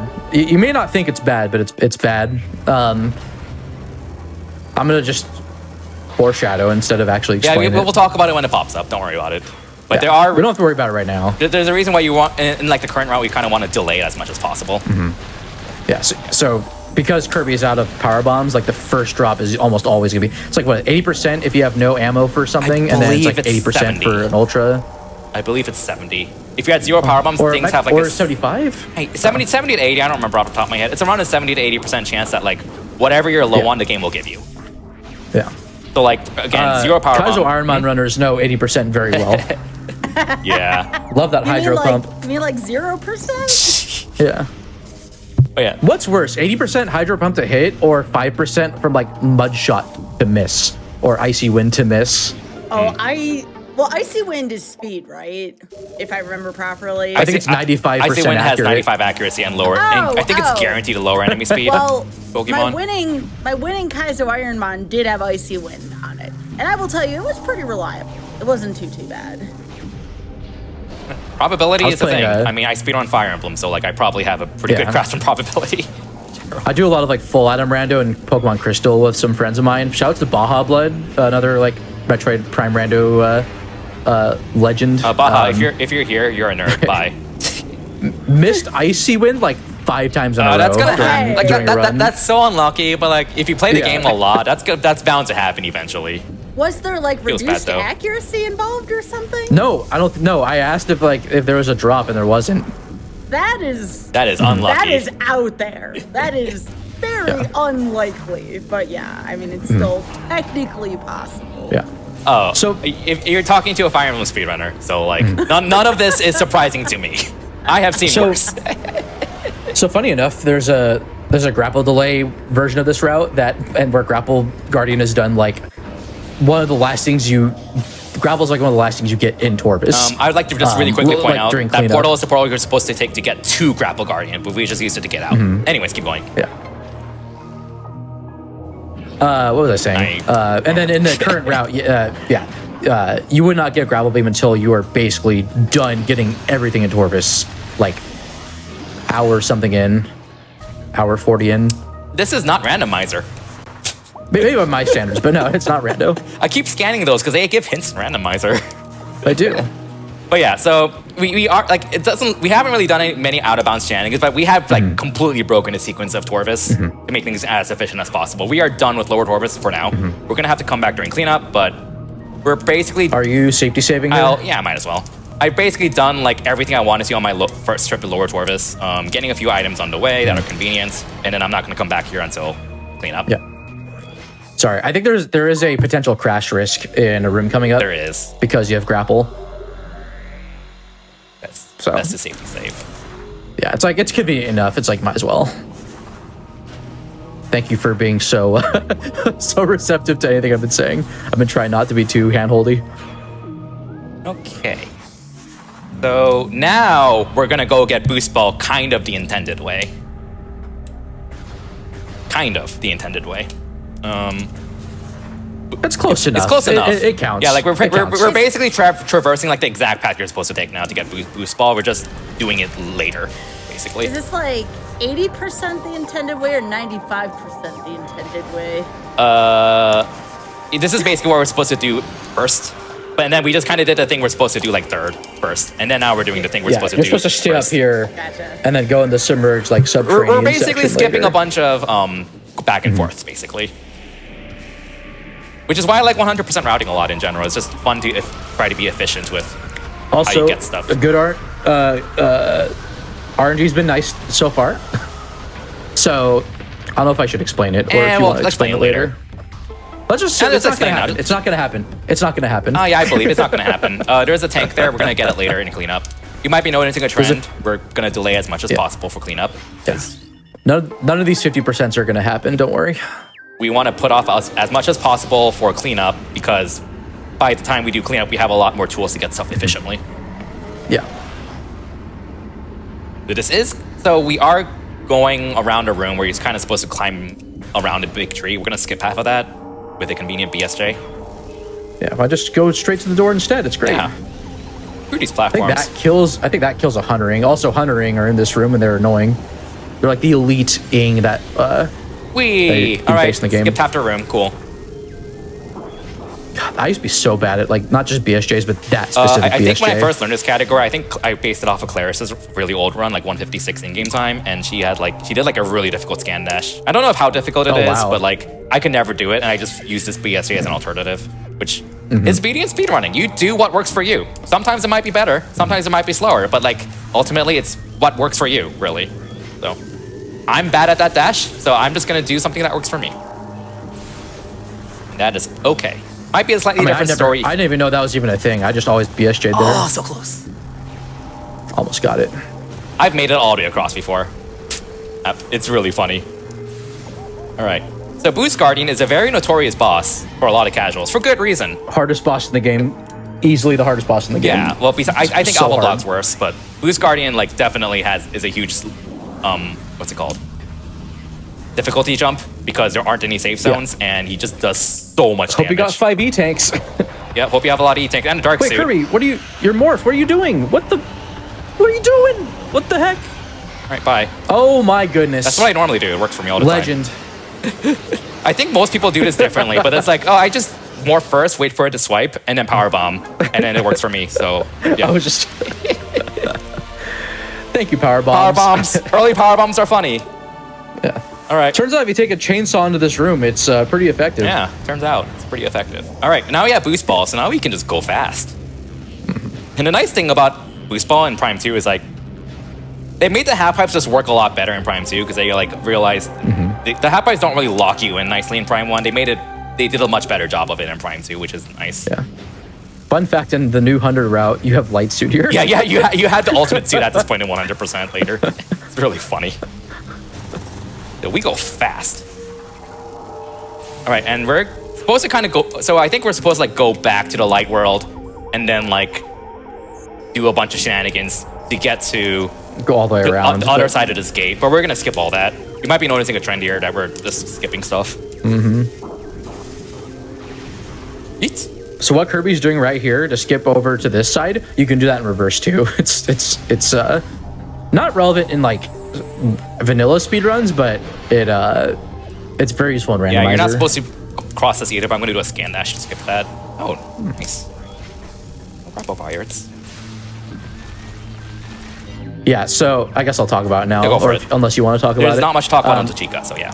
Yeah, so getting grapple beam affects like I think 3 or 4 rooms, where these enemies called Dark Pirate Commandos will start to spawn. They have a 50% chance of spawning each time that you enter a room after it loads, and the issue is they lock the doors, and so you have to kill them or wait for them to leave, and that can waste time. And so I think in this route they have 6 chances to spawn, and so we're already a third of the way through. Okay, I got scared for a second. So in the new route, that RNG is like, or that RNG part of the run is just gone. That luck-based part of the run is just gone. Nice E. Which is, I think, a little bit faster than getting, like, than still doing Grapple Guardian first and not getting any spawns. And it's like, I think it's like over a minute or something faster than if you get like the worst possible spawn luck, which is like all 6 rooms lock when you encounter them. All right, Chica's coming up. I should be. I remember how to do this fight, but I do need to really focus. Chica's a hard boss to optimize. It's a very hard boss to optimize quickly. So feel free to go ham and explaining everything, because it's a really cool fight. Sure. Probably my favorite fight. So there's 2 stages. There's the larva and the adult. So the larva is like this sort of like tadpole almost that fights in the water. This fight's like Bomb Guardian in that there are damage thresholds. I don't know the exact percentages, but depending on how many opportunities Kirby has to damage here, also Kirby intentionally scans a little bit and then gets that first shot in. Once you want to have Chica fully scanned to be able to lock on to it for a later part of the fight. Chica Larva is neutral, by the way. Okay. Chica Larva is neutral, so like light and dark beam do not do double damage. Yeah. So this is all about ammo management. We don't have many Chica missiles. Chica will dive anywhere from like, well, come out of the water anywhere from like 2 to 6 times. I think. Well, you did that? I only did 2 shots. Okay. That's interesting. Interesting. Well, that's crazy. Yeah. Yeah, so Kirby was trying to do only enough damage, but not too much, so that Chica would do this, like, would come out of the water and you'd shoot a super missile at it. But that's kind of weird. Yeah, that's weird. Anyways. Yeah, so I believe beam damage against Chica Larva is halved, but missile damage is not nerfed. And so this part coming up, Kirby is going to be interlacing dark beam shot. Oh, there's a jump. I knew it would jump in this case. Yeah. Sorry, I got confused there for a second. So yeah, so so this is the part of the cycle where Chica, when it dives back in, it'll come onto the platform, and for maximum damage output, Kirby's going to be, I think, doing like a light beam shot followed by interlaced dark beam and missile shots. So, good light ammo there. Yeah, this is a really ammo intensive fight. I need like every missile so I can light get shot. to. So that's why I'm alternating light and dark, because I need a lot of both in the adult phase. Yeah.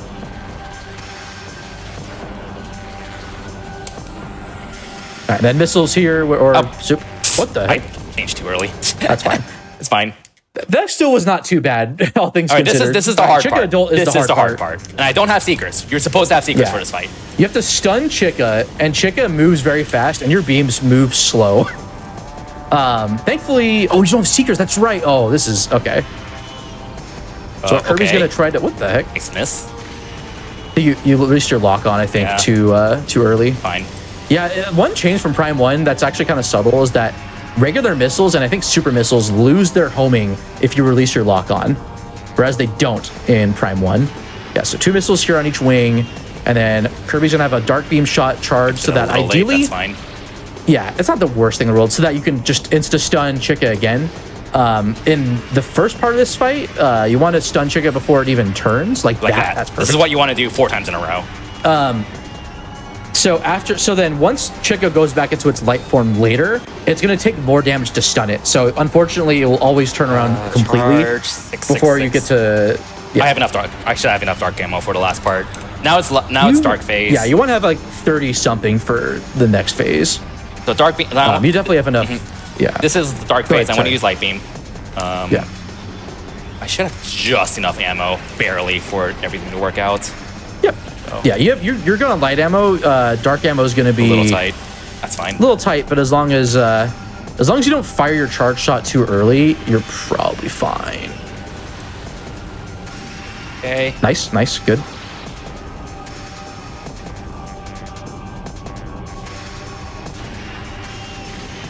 Like if you're really good at this fight, and in the beginning part, cool. Like all those animations like go a set amount of distance. So if you have a good amount of knowledge of where Chica will be, you can place your shots more accurately. But it's hard. Also, beam projectile. That's unfortunate. Yeah, sometimes that happens where the beam will just clip right through and not even hurt Chica. I can use light beam here. Yeah, it's fine. You have plenty of light ammo. That's the alternative, because I light beam charge. I think you need like 17 ammo for the dark phase, so you're fine. And light beam homes in and still just does a lot of damage. So like Yeah, charging yeah. light is a good backup if you run out of dark ammo. Yeah, honestly, not too bad considering like the last time you've done this fight with Probably randomizer like a year this ago. without seekers. Yeah, Yeah, you're supposed to use seekers on those wings 4 at a time, but I don't have those. Yeah. So. So in any percent and the current 100% route, you would do this exploit in Sanctuary Fortress where you would get a morph ball state called Cannonball. Chica is weak to Cannonball, and Cannonball does like 500,000 damage per frame that the hitbox is active. And Chica has like what? A Chica doll is like what? 2,000 something health? It just dies. Yeah, it just very dies. funny. It kills everything in the game. There's no enemy or boss that has that much health in this game. But yeah, so we finished Chica, we got the item, Dark Visor. Now we're actually gonna do what we're supposed to do, which is get the temple energy and return it. Except we skipped it for the first area. So we're gonna do it for the second area. Breaking. My heart's breaking, Kirby. Oh, never mind, we're not getting it. What?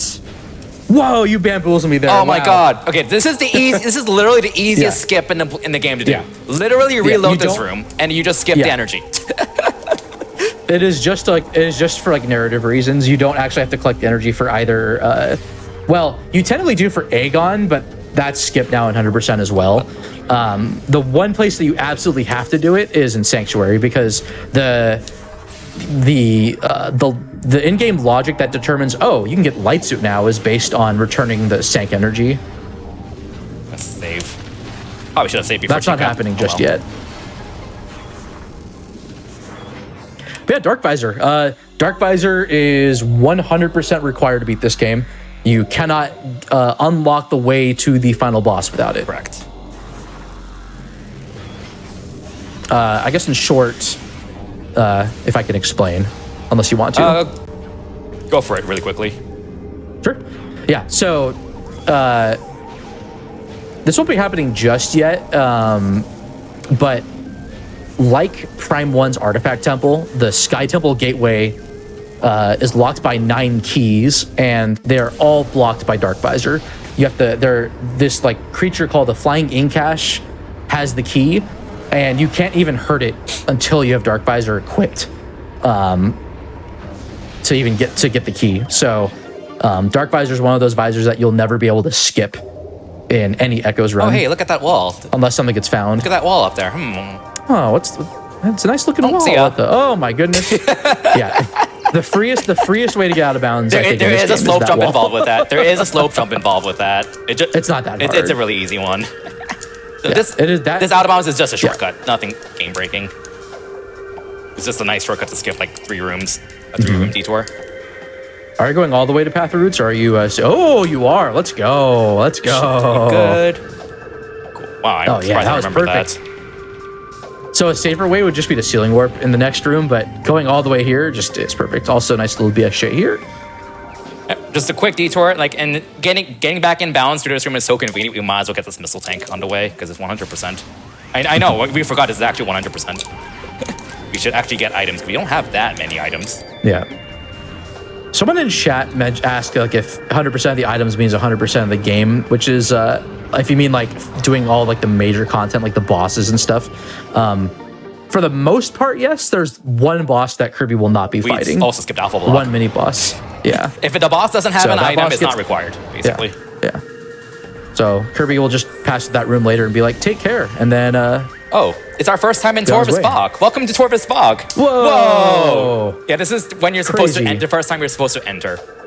Like this is the main entrance, but we kind of skipped it. All right. So now we're gonna kind of do things semi-intended. Well, might be noticing a trend here. Yeah, we're leaving we went through the kind of a back entrance and are leaving through the Yeah, front entrance. exactly. So very Prime 1 speedrun vibes. But you're supposed to again get the energy, return the energy, which we completely skipped by just literally reloading the room. And then we're supposed to go to the third major area, Sanctuary Fortress, which we have the tools to do that now, and we're gonna go straight through the front. For once. Yeah, like all of this, we were supposed to use like this entire path here to enter Torvus in the first place, but we literally just skipped all that thanks to the out of bounds we did with the sand sticker. All right, so this block, right? Not that one, but this one. That one is very important to shoot. Yes, we are taking that path Very, at very endgame. important to shoot it. I'll move it. I don't think I need it. I'll move it. I think optimally you do shoot it, but it's like I forget the movement tech because it's been so long. Okay. And then you see, I forgot to mention this earlier. Every time that Kirby shoots a super missile, he brings down, like he brings up the scan visor and brings back combat visor. That skips the cooldown, and so it just lets him fire like any sort of projectile faster, rather than waiting for the cooldown. Oh right, we're supposed to go here and get this after boost ball, and then after we get the item here, we're supposed to go to Lord Torvis. But no, we're getting this item literally after everything in Torvis. So we kind of just broke sequence to make things flow as smoothly as possible. So now we're getting Seeker missiles finally. Fun fact: this item is really fantastic to have as a vanilla item in randomizer. It really is. All right, puzzle here. 1132 is a solution, I think. Yes.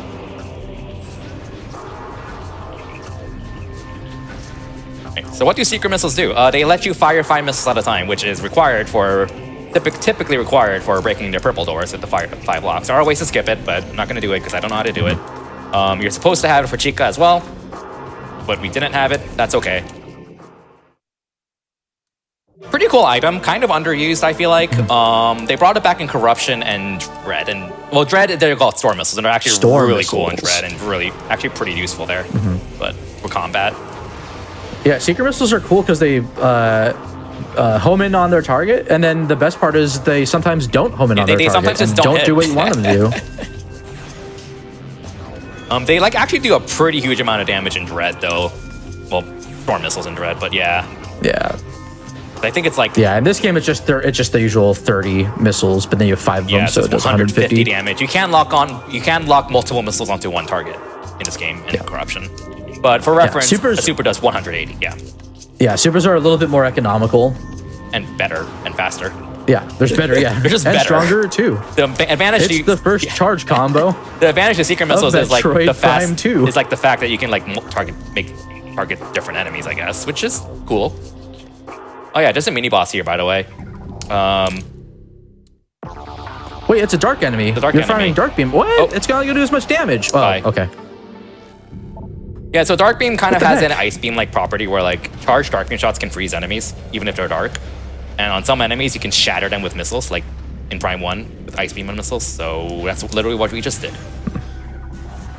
So we're kind of making our way to the front of Sanctuary through Temple Grounds, which is, again, the main hub. And we're doing a little bit of cleanup on the way because it's convenient and we might as well do it right now, just so we don't have to come back here later. You might recognize this area. This area is like the very first area in the game where we lost our items. Back to the tutorial. Back to the tutorial.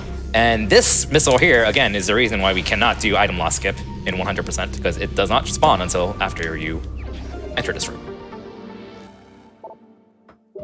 But Miguel has certainly tried making it work. I don't know I'm gonna be so conflicted on if it's gonna be a thing or not. Because if it's found, it's gonna make 100% even just any percent even more. Yeah. But I mean, it already kind of is in that sense, but it'll be even more any percent. But at the same time, it's also just cool to skip you losing your items too. So I'm personally super conflicted because the appeal to 100% is the fact that it's relatively different from any percent in a sense, but it's gonna close that gap. I mean, it's also just a lot harder too. So because any percent itself has gotten a lot more difficult as well. Yeah. Okay, just keep rolling. So I don't think there's too much to talk about, Guy Bills. So if you have anything you want to just talk about while we just get comfy, feel free. Every time y'all do that, when I say y'all, I mean anyone who I have on the show, I'm always looking to see if I'm missing donations. You have to understand, just years and years of that, you know? I don't blame you. I was going to ask, how do you feel about the run so far? I am shocked that nothing blew up. Nothing went disastrously wrong so far. And then the next question I have is, how close are we to that break point we were discussing earlier in the pre-show? Probably like 20 minutes around, assuming things go smoothly. How are we doing on time? How are we doing? Let's see. Check the timer. Going down, I'm reading probably 1:49 approximately with the stream delay I'm getting.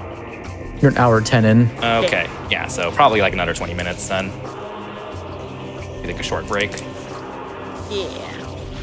Cozy cleanup. just been cozy. Because we're not going to come back here again.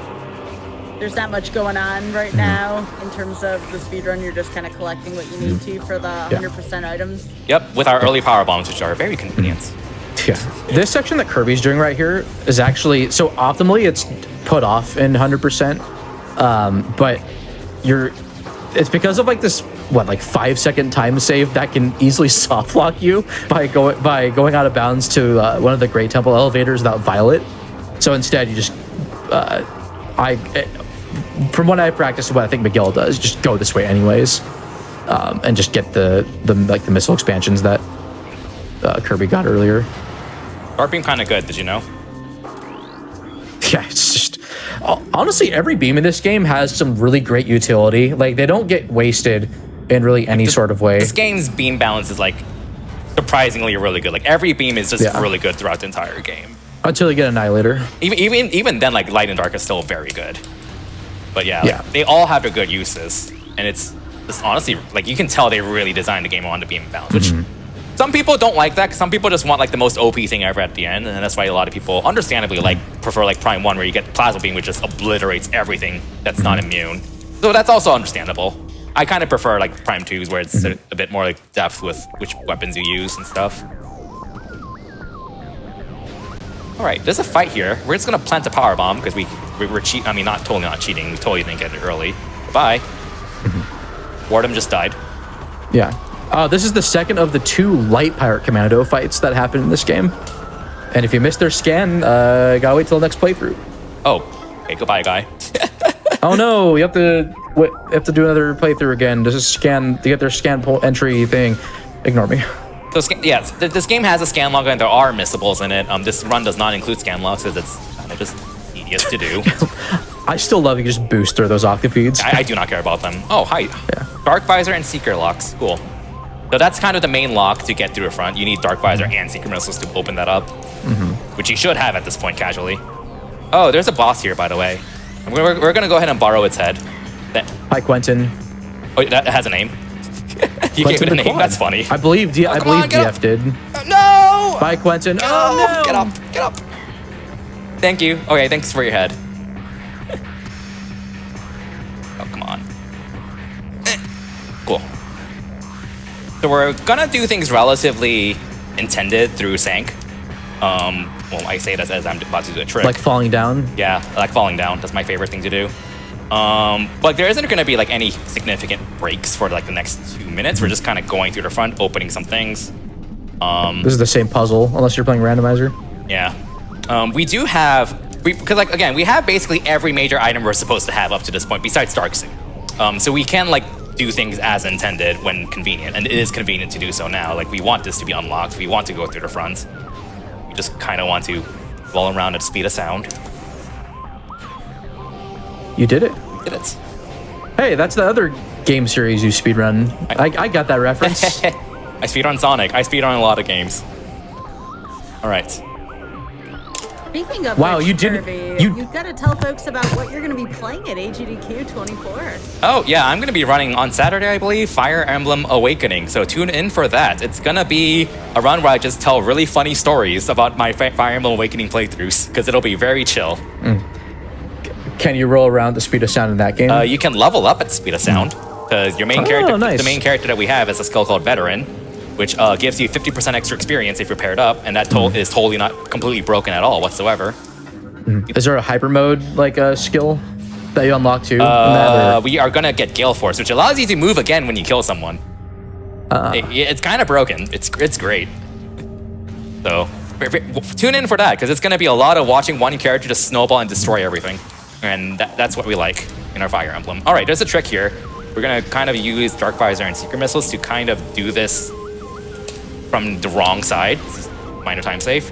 That lock opens up this portal, which we want to take. This is, again, still kind of the intended route, although we're going to go ahead and get some props. And to get repositioned to the other side of this room, too. It's convenient, yeah. I kind of wanted health. Give me health. I mean, okay, actually, I'm going to get a save point soon, so... You have a save point coming up, yeah. I don't really need health. All right, so yeah, again, this is all actually pretty intended. There is... So, I'm gonna be stopping a gyro as intended, but there is a way to skip it by going out of bounds here to save like a little bit of time. I'm not doing that because I want to stop the gyro in 100%. Yeah, you want to go to your favorite room in the game. I really want to go to my favorite room in the game. But yeah, so there's this room coming up is called Main Gyro Chamber. And there's 2 rings to that big gyro in the middle, and we have to stop both rings to 1, access a boss fight that drops an item, and 2, to get an item in that orb, which we'll get during cleanup. Okay. So we're gonna go ahead and stop the gyro here. Ah! Get in there.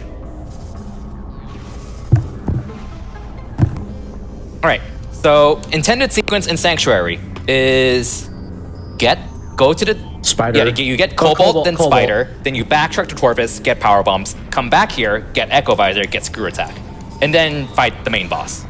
So so if that was complicated, don't worry. The main takeaway is that Screw Attack is supposed to be the last item you get. We're gonna get that first. The Power Bombs is annoying because you're expected to go out the front Sank entrance to get to Torvus that way. It's clever because like I think there's like a scripted cutscene where like you're kind of forced to use all these spider tracks through the front.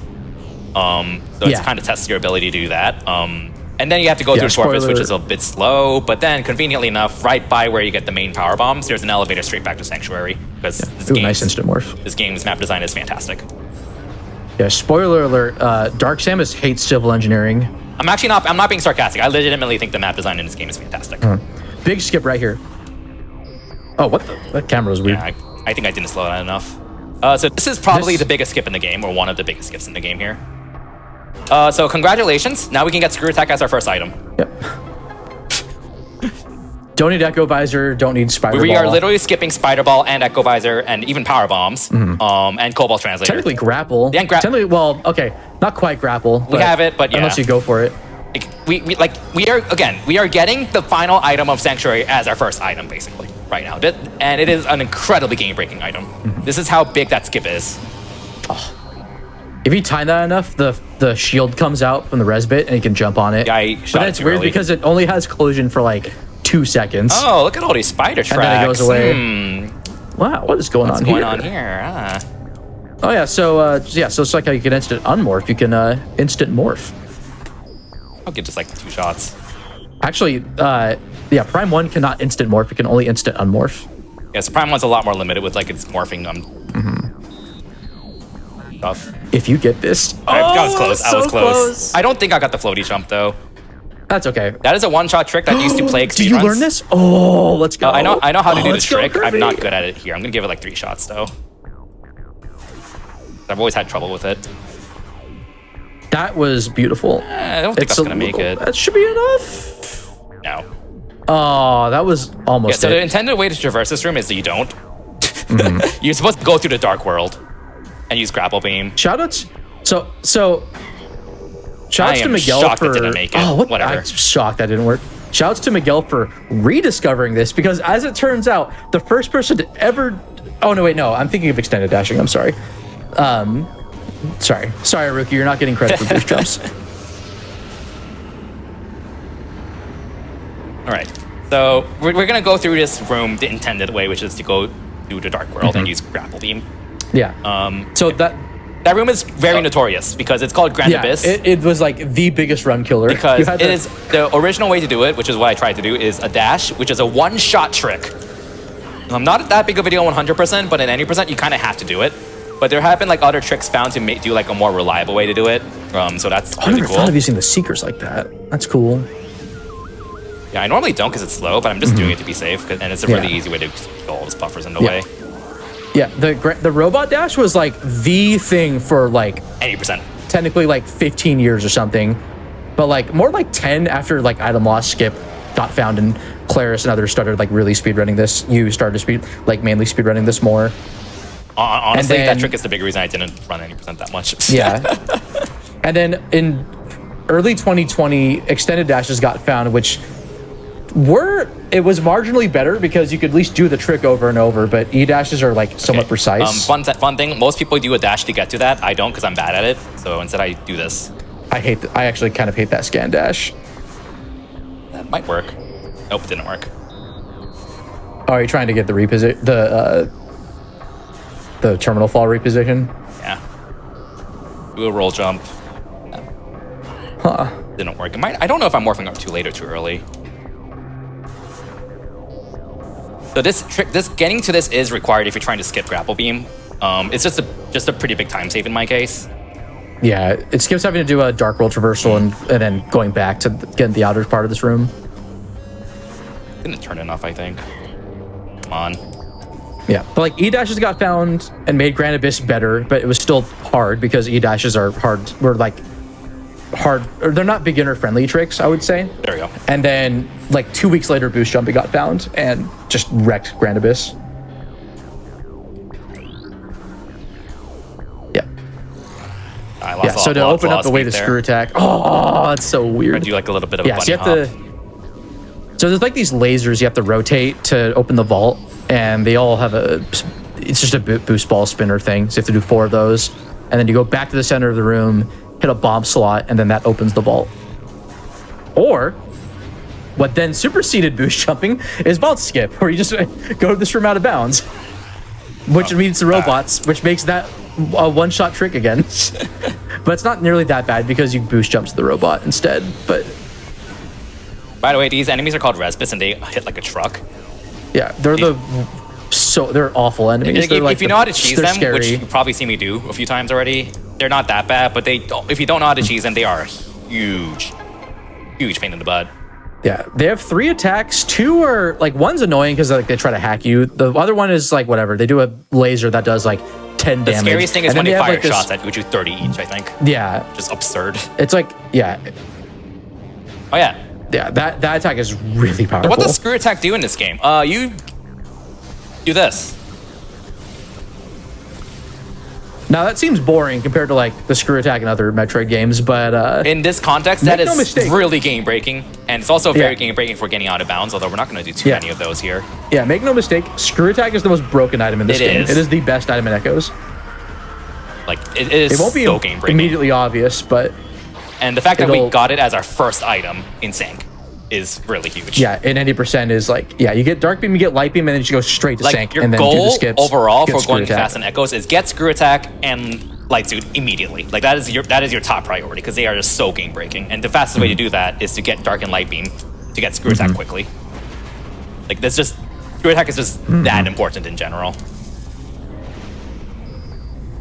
By the way, if you're having someone, because Resbadrine talked about in chat, you can just freeze them with dark beam and then kill them The missile. with a missile. Dark beam kind So of they're yeah, or screw attack into them, or have cannonball, which they're 4 times weak to for yeah, some so reason. cannonball does 1 million. Not that it matters. I think cannonball does like 2 million damage to them per frame. I think it's 2 million. Yeah. They have like only like 100 health or something like that. It's really funny.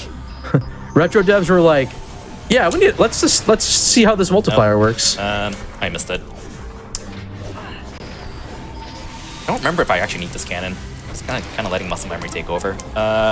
Well, you need if you're using the cannon, you need echo for it to actually go into the thing. So you have to do a BSJ to a screw Oh right, attack. it summons the thingy here.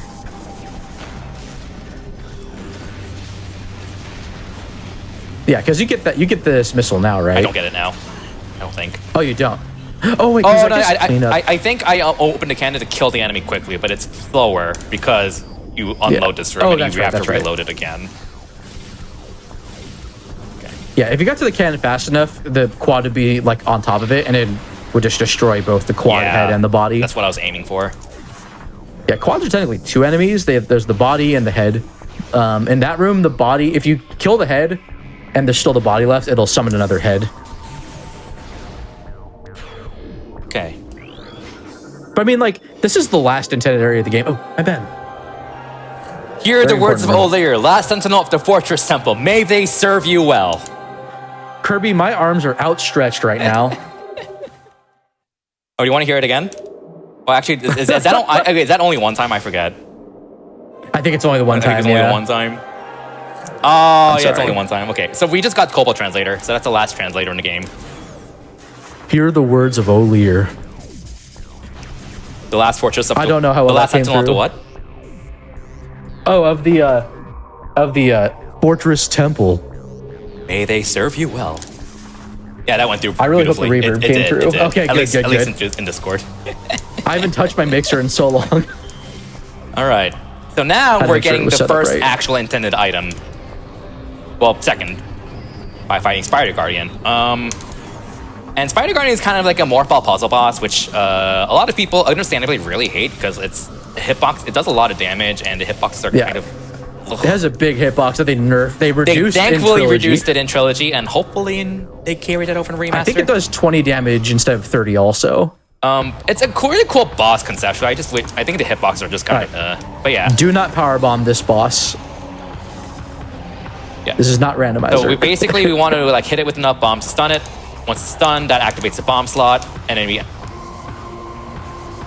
enter the bomb slot to make it charge into the electric gate, which is what does the actual damage. And we need to repeat that 3 more times, each in a different puzzle room. That's not going to hit, is it? Oh, it did. Okay. Yeah, this is the hardest. I would say this is the hardest of the 4 like phases. Yeah, probably. There's nowhere really good to hit, and you have to sometimes that just keep using the happens. half pipe. Yeah, that can happen too. Okay. Oh wow, Now it's stunned. Okay, that worked. Activate that. Get up here and do boosts. Oh, that might have just killed all my speed. Yeah. Ooh, I'm not going to make It that. does. Yeah, that's the other bad part. Ooh. Oh, I'm going to fall straight down. Yeah, so I can't do the fast method of the next round. There is a backup for this, I think. I think it's like you drop bombs like here. Can you get there in time? Yeah, I have to wait for it to come back. Nice, very good. I've never actually done that before. I just see other people do it. So I'm like, okay, I think there's a backup here, and it worked. Hey, you learn from watching people. Yeah, so one thing that randomizer does for this is that power bombs let you insta-stun it. In vanilla, it just dies and you're stuck in the fight. Because the game's expecting you to do the scripted sequences with these like little electric pylon things to kill it that way. And so you're just stuck. But like, yeah, the game's expecting you to have it die on these electric thingies. But if you power bomb it, you do kill it, but the electric thingies stay, so you just stop lock in the vanilla game. Also, in 100%, you have Cannonball, and so you will not die or take damage in this fight. In the current routes, yeah. In the current route, yeah. So this is a room where you have to make it yeet itself into electric pipes 3 times. So the second bomb slot, and we have to kind of hit each bomb slot each time. So we have to hit the first bomb slot on the first round, then the first and second on the second round, and then the first, second, third on the third round.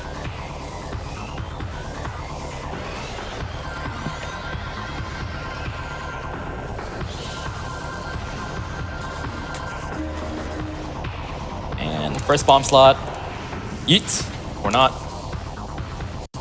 Boost ball is just really nice because it lets you like skip over some of these gaps too. This.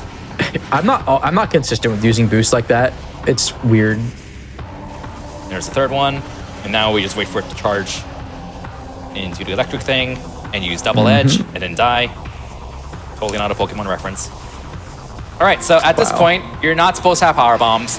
What the game does here is you get Spider Ball, and the game teases you with this power bomb door right in front of you, and then you're supposed to go back to Torvus, get power bombs, then come back here. We have power bombs. We've had it for like a while, so, you know, that's cool. We can just not bother with that now and just go through this story immediately, and that's pretty cool. So, And it saves you the trouble, like in from like what any percent and current 100% does, where you come into this part of Hive Dynamo Works from out of bounds. because in any percent you have to do this out of bounds. Yeah. So this is the first of those keys I talked about earlier Guy temple keys. that you need Dark Visor for.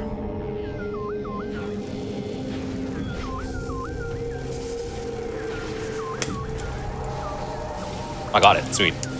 Nice. That's really good. So this is the first key. We need 8 more to beat the game. And we need Dark Visor to like open these up. So as Bash mentioned, Dark Visor is hard required for those. Yeah.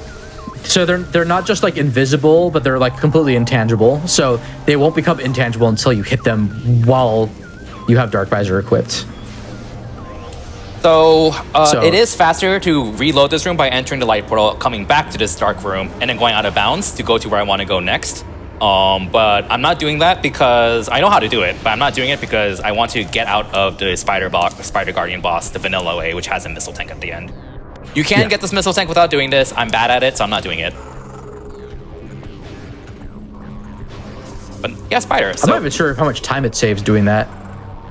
Oh, Well, I guess because you're going back to Worker's Path, so like It's like I'm sure it's faster to get this missile tank like backwards and then go out of bounds, reloading. But like it's probably not a huge amount of time. So there's a missile tank. Should I safety save? So far. So what you could do is do quad skip and then ceiling warp into Hive Temple access, and then go back to Hive Gyro. I believe I'll be fine. Yeah, I believe I have 5 tanks. I'm fine. I mean, you're pretty well practiced with this quad too. Like quad isn't too bad as long as you don't intentionally screw up anything. I actually had a lot of runs die to quad here just because I wasn't really that comfortable with fighting quad, but yeah, that's also unfortunate because those knife barbs don't come back. Yeah, I was kind of hoping for some drops, but oh well. All right, so you're supposed to open this door with Echo Visor. We don't have it, but conveniently, there's a hole in the ceiling. Oh, man, classic quad skip wall crawl. Haven't seen this done in a while.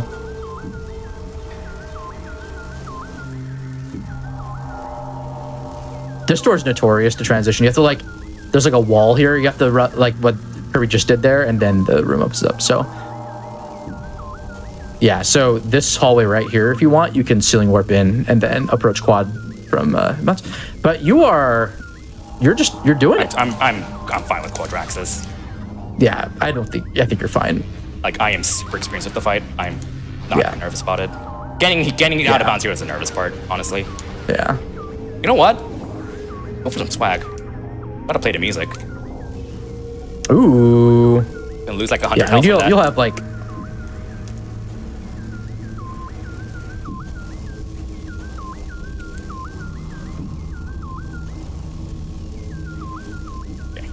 Nice. Yeah, so for the music gets overridden if you start this fight while transitioned in another room that isn't the temple itself. So, just for you. This fight's also kind of flowcharty. Charged light shots and like 2 or 3 light beam shots, depending on if all the beams hit, takes out each knee.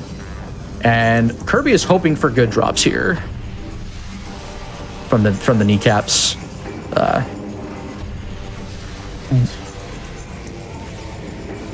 I would say if you don't get any other drops from this, go for the feet. Yeah. Wow, that's insane.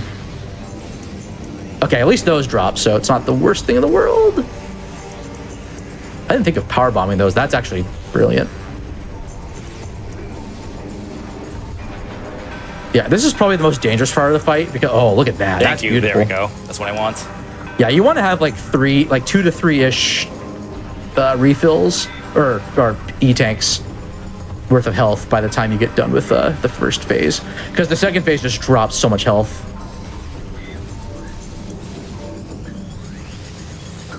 Nice, because he's get the blue at least. It's fine. It's not the biggest deal. That was actually a little now things are pretty free from this point. Yeah, we're fine. So no Echo Visor, but Screw Attack just destroys that antenna. Then you have to manually lock onto these antenna. Now these always drop health, so thankfully Kirby's fine. Do they? I never noticed. They drop a lot of health too. They usually do, but I never noticed that they like always drop health. Yeah.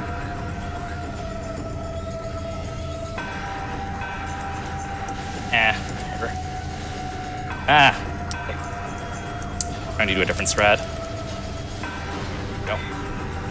Yeah, I don't go for that. I just do the same thing each time. Yeah, so the hitting that antenna stuns quad and lets you hit these antenna to damage in phase 2. More health comes out. And this cooldown is faster than the other one, so that antenna's already out. Yeah, not the biggest deal. See, like, Samus is at full health basically at this point, so phase 2 and 3 of the fight are pretty free. Where is he? Okay. I think you have enough ammo for last phase here.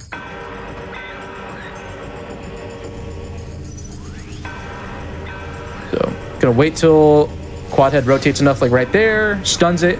It's gonna move left or right, which is random. Unfortunately, did not move left, so the setup I have here guarantees I can get it somewhat quickly.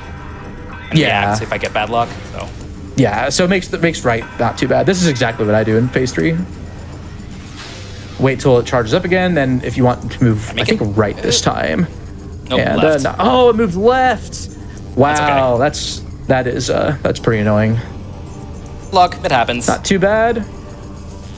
All right. And that's oh, you did not go in the slot. That is weird. Okay. Well, not the worst thing in the world. There's still plenty of refills just to be out. a little safe. But Yeah. is it still stunned? It's gonna get us. Yeah. I don't have time. It's gonna. Okay. Yeah.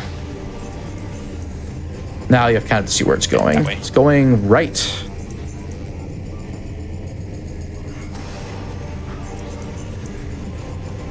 Camera makes it hard to judge. Yeah. Oh, we'll barely meet that. Get in there. All right. There we go. Yeah, I don't know why it didn't I probably clear should the have slot. saved. That was really it's strange. okay. I probably should have saved. That's fine. It's okay. Things worked out. You're fine. You are not the only person who has done This that is in the- the history of yeah. the show.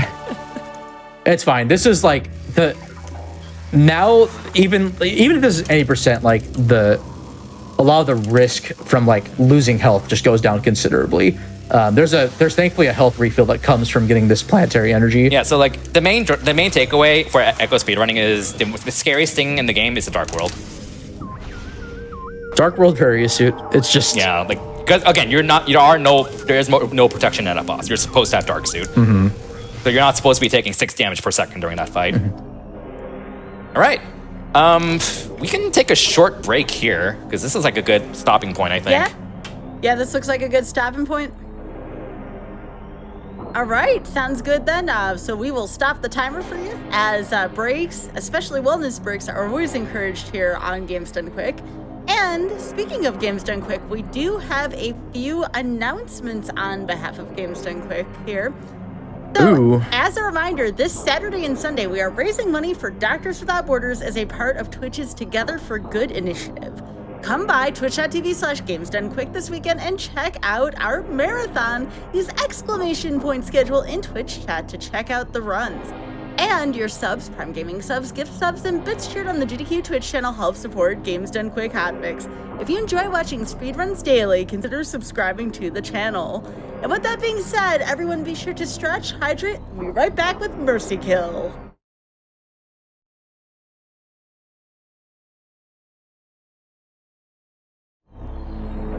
Welcome back to Mercy Kill. I am joined here by Kirby Asta and Bash Prime, and this is Metroid Prime 2 Echoes. And I missed the Echoes part at the beginning. We have it back now. And we still have plenty more timed run left to go. Kirby, please feel free to take it away at your leisure and let us know how you're feeling about the run. Like how you feel about your chances to finish in the timer that we have left. All right. On your count. 3, 2, 1, go. So I feel like we could get going. I think I might be able to finish barely. We'll see. Because I think the pace. Oh, go ahead. yeah, I was about to say, like, we got through most of the hard stuff, basically. And, like, coming up is basically going to be, like, mostly the cozy cleanup portions. Yeah. I think Egg on Waste feels kind of slow paced as it is too. I'm going to make that. But, Ooh, made it. that was so close. Oof. Oh, yeah, so these are Ingstorm. They do a lot of damage. And your immunity to it. Yeah, that's the game's way of forcing you to, like, see what they are and be scared of them. You need light suit. And it'd be like, yeah, you need light suit to like be immune to this, and that's the game's way of like introducing that. But yeah, so generally what we're gonna do now is now that we have Annihilator Beam, we got the Temple Energy from Sanctuary, we have almost every major item in the game. We're pretty much just gonna clean up Upper Sanctuary. Because again, Sanctuary, nice. That happens, I've seen it happen. Because Sanctuary, like similar to Torvis, Sanctuary is split into 2 halves, Upper and Lower. We're in Upper right now, and we have everything we need to get everything Upper Sanctuary right now. So that means once we exit Sanctuary, we never have to come back to the upper half ever again. Oh, by the way, Annihilator Beam's really good. Well, here's a fun showcase of it. Hi there, flying pirates. Nice, fancy seeing you. All right, if you suck at aiming, just use Annihilator Beam. That's the solution. Also called Inhaler Beam because it inhales your ammo. Yep. The downside to it is that it drains your ammo, both light and dark beam. Oh, you didn't get this expansion. Yeah, I haven't gotten this yet, so. Because I didn't have Spider Ball first time I came through here. Oh yeah, I guess yeah, that makes sense. So yeah, we're gonna get this item here, which is a beam ammo expansion. Oh yeah, I'm used to the new route because you Cannonball, get that right? expansion before quad. You have I think you have like 150 beam ammo, like in the first like 40 minutes of the run. Yeah, I only had like 100 ammo for the majority of the run where it's relevant.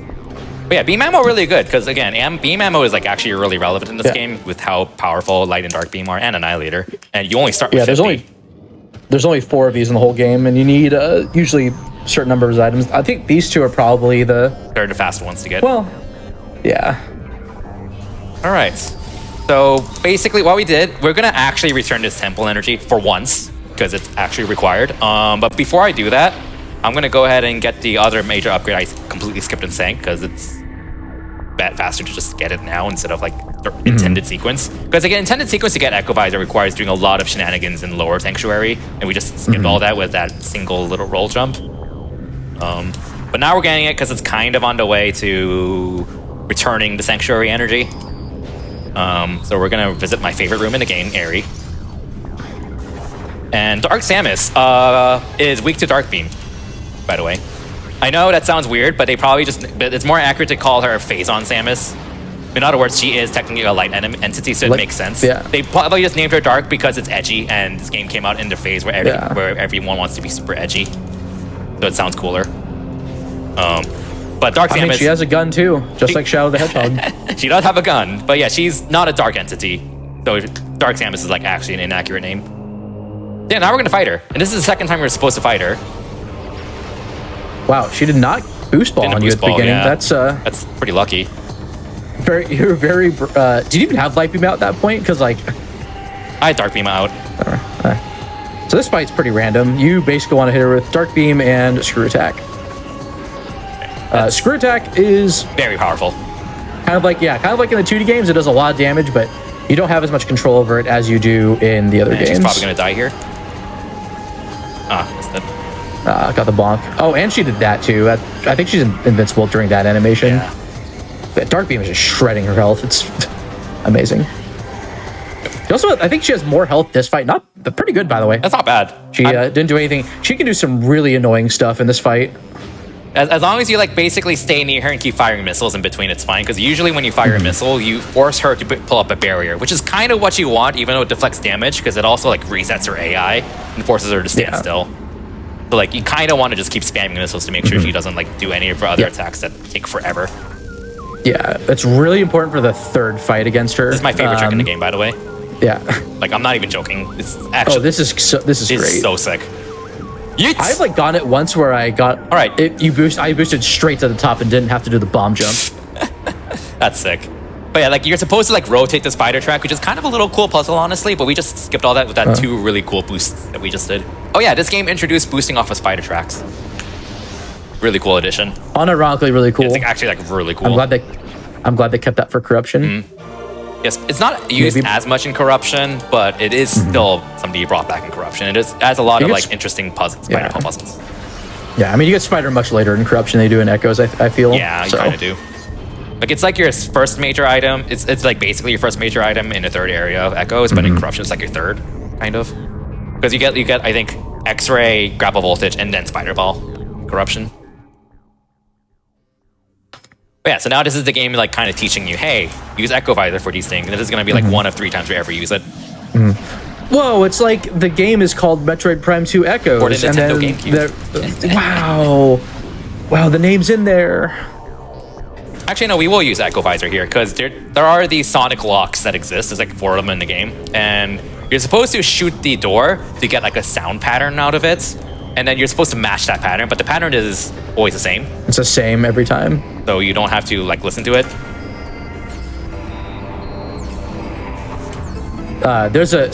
There is a new like patcher for the randomizer that does make those random. It's really cool. And you can get 4 of the same one, and it's amazing. Yeah, like, there's like a lot of patchwork that's going on in the randomizer where like you can like some of it like they shuffle the Echo Lock puzzle. Some people don't like it. Some people do like it. I think it's pretty cool. Yeah. It's really neat. That cannon's so nice because it just puts you right here. And we're supposed to use Echo Visor to move the cannon and have the cannon fire us into this, but we just do a BSJ to skip it. It's like you can already see us obsoleting Echo Visor in so many different ways, because we literally obsolete the Echo Visor with an out of bounds on the way to Quadraxis, because you're supposed to have Echo Visor to get to him. So it I guess, the robot. Yeah, so we're just going back to O'Lear. I'm gonna make O'Lear happy by returning the Sank energy, and that's going to flag Great Temple to give Samus the light suit. Yep. And again, as we mentioned, like Screw Attack and Light Suit are like the ultimate upgrades you want to blitz for a speedrun. And only, as Bash mentioned, the only way to get Light Suit is to return to Sanctuary Energy, because this hits the flag to make Light Suit available in Great Temple. Yeah, you really want early Screw Attack, which makes kind of just everything faster, including getting Light Suit. Which is exactly what the new Hundo route does, and what any percent has done for a long time. Hundo route like blitzes for Sanctuary immediately instead of Corvus to do this. Yeah, getting that early, like as early as possible powerbomb in Hundo is so huge. Also, quick kills some earlier fights, like when Kirby was getting bombs and that first pirate fight before going to Dark World, like you can just cheese those as powerbombs. It's insane. Yeah. In other words, watch Miguel's run an AGDQ. Yeah, watch it. It's gonna be happening. Was it Monday, January? It's early in the week. I remember Miguel 14th? Miguel asked me about commentary, and I'm like, I can't do it because I'm only going to be there for the latter half of the week, unfortunately. But that's just life. Yeah, I believe it's Monday morning on January 15th. Probably. I just know it's going to happen when I'm not there, which I'm sad about. But that's life. All right. So yeah, I think that's the last upgrade in upper Sank. I don't think I missed. Yeah, everything else is just like a bit of lower Sank cleanup. Well, like in my head, there's a little bit you save because I don't think so. Because like there's I got everything. Yeah. I've been trying to like pay attention to like what you've gotten, not gotten, but mainly for cleanup, I get thrown off by Torvus more than anything else.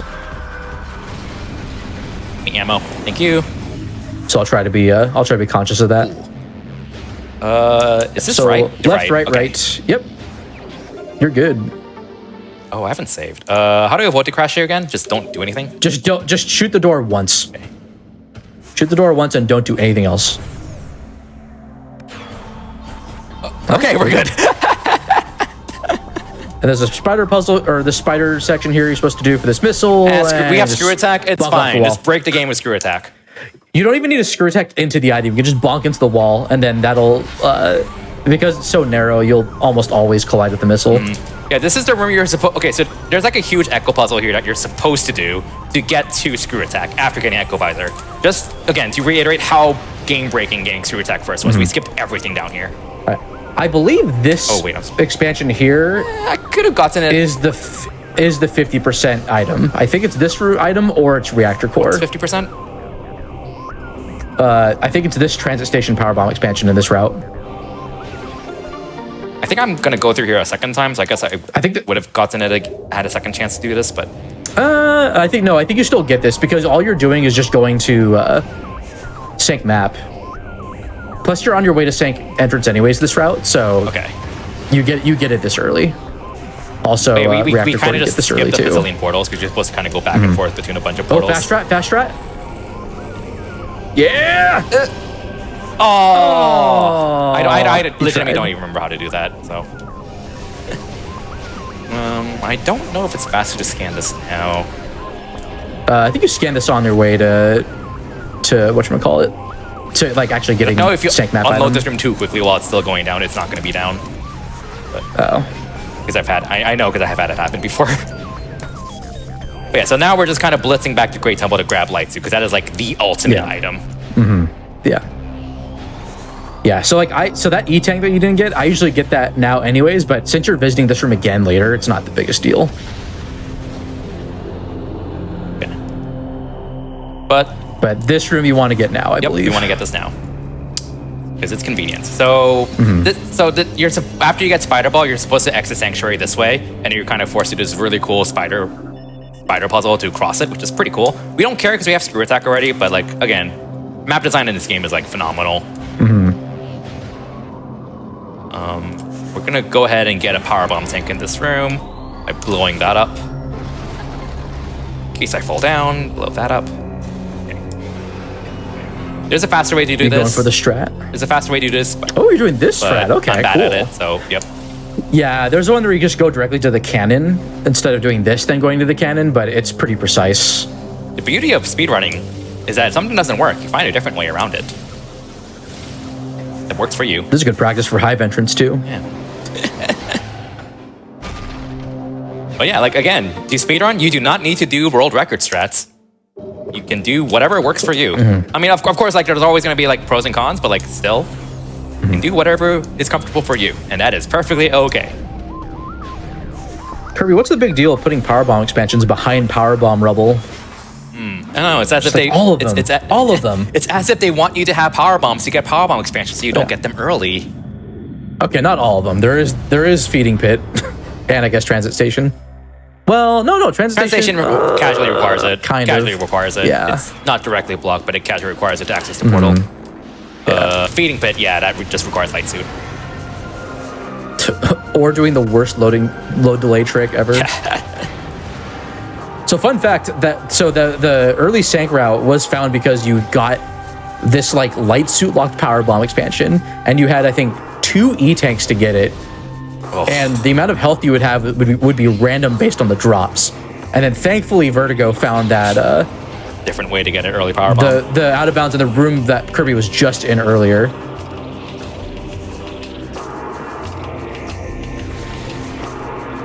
On to Great Temple. What makes it so great? It It oozes with greatness. Okay. Yeah. I'm just making stuff up. Look, there is a room in Torus Ball called Great Bridge. Sorry to interrupt you, but this rubble here is not destroyable in PAL with boost ball. So PAL version loses like 1 second there. Yeah. Anyways, go on. There is a Great Bridge, and it is quite great. There is literally a room called Great Bridge in Torvis. And there's Forgotten Bridge. Yeah. What bridge? Oh, I get it, because like one's great and remembered, and the other one's forgotten. Oh, and that's so sad. Not as great. That's so sad. Oh. Well, is there a Forgotten Temple then? Because this is Great Temple, so there's got to be a Forgotten I guess Temple. that's probably Sky Temple, since you're only there for like 2 seconds. True. Can never remember where to go. Okay, straight. Yeah, you're going straight to. Oh, I scanned this now, but whatever. I'm not sure. I usually just scan it on my way out. Better safe than sorry. Yeah. Okay. So we're entering the cleanup phase where we have basically every major upgrade in the game. There totally isn't a suit we skipped. So when you get light suit here, you also unlock the ability to do teleports between this room and the energy controller of the 3 areas. So in other words, we have a fast way to fast travel between the 3 areas. Yeah. This game almost did fast travel right, but it's only after you get the last upgrade in the game. Yeah, it's understandable because, like, I think in a lot of Metroid design, like, a lot of it's designed around locking you in specific areas. Personally, so like, it makes sense. I like that they have this like after, basically post game, where things make things more convenient. Yeah. Dread and Samus Returns has quick travel. So I believe this is the same as any percent, where you do Torvis first, then you do Sank, then you do Aegon for part of the cleanup. Now we have everything for cleanup, so we're just cleaning out all the expansions and all of the remaining keys that need to be found for the final boss, both of which in Torvis are actually light suit locked, so you could not get either Sky Temple key. I am doing lower Torvis first, so I think it's going to be lower Torvis, lower Sank, then upper Torvis Aegon? No, Aegon upper Torvis. Aegon then upper Torvis. No, you do upper Torvis first and then do lower Torvis. No, I definitely do lower Torvis first. I don't have. I need to do main Powerbomb Guardian. Might be like a different route with like the delayed Grapple Guardian that you did. But you still need to get. But the thing is, you still need to get the Poison Bog key though, because that's the only thing you have kind of left. Poison Bog. Yeah, I'm still doing upper Torvis later, just not now. I'll let muscle memory take over. I think. All right, I don't recall. I still think you still do all Torvis in one go, but. All right. So main. I don't have the route in front of me. We are gonna do Powerbomb Guardian immediately and get the actual main Powerbomb after collecting 5 expansions. So that's cool. And there's a caveat to that because the main Powerbomb item. So okay, there's a Sky Temple key in Aegon. It does not show up until after you get the main Powerbomb item, for whatever reason. There's like some room layer shenanigans that makes it does not show up. So like in any sort of speed run, you have to beat main Powerbomb Guardian no matter what, because otherwise you cannot get that Sky Temple key. It's a weird restriction, room layer shenanigans. You probably really want to like save memory or something like that. I wouldn't know because I don't do any patcher work on the randomizer or anything like that. But we have to do it anyways in 100%, but it does mean that like we want to blitz for this boss immediately during cleanup because we cannot clean up Aegon until after we do this boss. So, and it's a spider ball based boss, so it's kind of actually, that's like actually pretty cool, unlike the Spider Guardian one. So we'll see some cool tricks here. Yips, maybe. Yeets! Yeets! Yeets! We're doing a technique called sticky boosting, where if you boost off of the edge of a spider track, you just eat yourself, and it's kind of cool. I was wondering if you were saying the word yeet. I could not make it out. I was saying yeet. And yeah, we just skipped a few bombs there by doing a sticky boost. And boom, that. And 2 more bomb slots, because there's only... We have to, like, boom 4 bomb slots. Oh yeah, and then on top of light suit just being needed for endgame stuff, also has the benefit of just, we're immune to the Dark World damage. We're completely immune to the Dark World. That's so nice. I forgot to mention that. Yeah. Yeah, the poisonous atmosphere is no longer a concern. All right. And that's Powerbomb Guardian pretty quick. And we're going to kind of do another quick skip here with a fancy bomb jump. I did this casually. I didn't realize there was like a... You go to the other side. I did it casually too. I didn't realize there was like an intended way to Yeah. spider fall around. Yeah. So you need to collect... I mean, not only do we need it for the percentage, but you have to pick up the main power bombs, like Kirby said. Okay. Which is funny because Retro did this for Prime 1 with another like equivalent with the Chozo artifacts. There's like actually a pretty similar limitation in Prime 1. All right. So I think, am I done with Lower Dark Torvus? Yeah, I'm done with Lower Dark Torvus. There's nothing else for me to do here. Because I've done almost all the cleanup already on my first trip. By the way, I like to call these ammo fishies. Why? Oh, these hybrid are so good. Oh, that's not as much ammo as I was hoping. Okay. Yeah, normally you refill like all your beam ammo from like one shot, arguably. Like it's pretty nuts. Right. A little stingy today. Yeah, it's a little stingy. By that. We only got full light ammo, not full dark ammo. Really stingy, gosh. Yeah. Okay. The light door is what I remember, and then there's kind of a puzzle here where you're supposed to drain the water with the power bomb, then boost ball up a half pipe, and then go on the spider track, and then activate a bomb slot, then do it again for the second bomb slot. I'm gonna skip that in this room coming up. Yeah, this room got changed in the current route. You do like half the puzzle, and then go get the missile expansion in TTS, and then come back. That was and really do good. It. Like that cycle is very tight to make, the moving spider track. So that, I'm surprised I make that.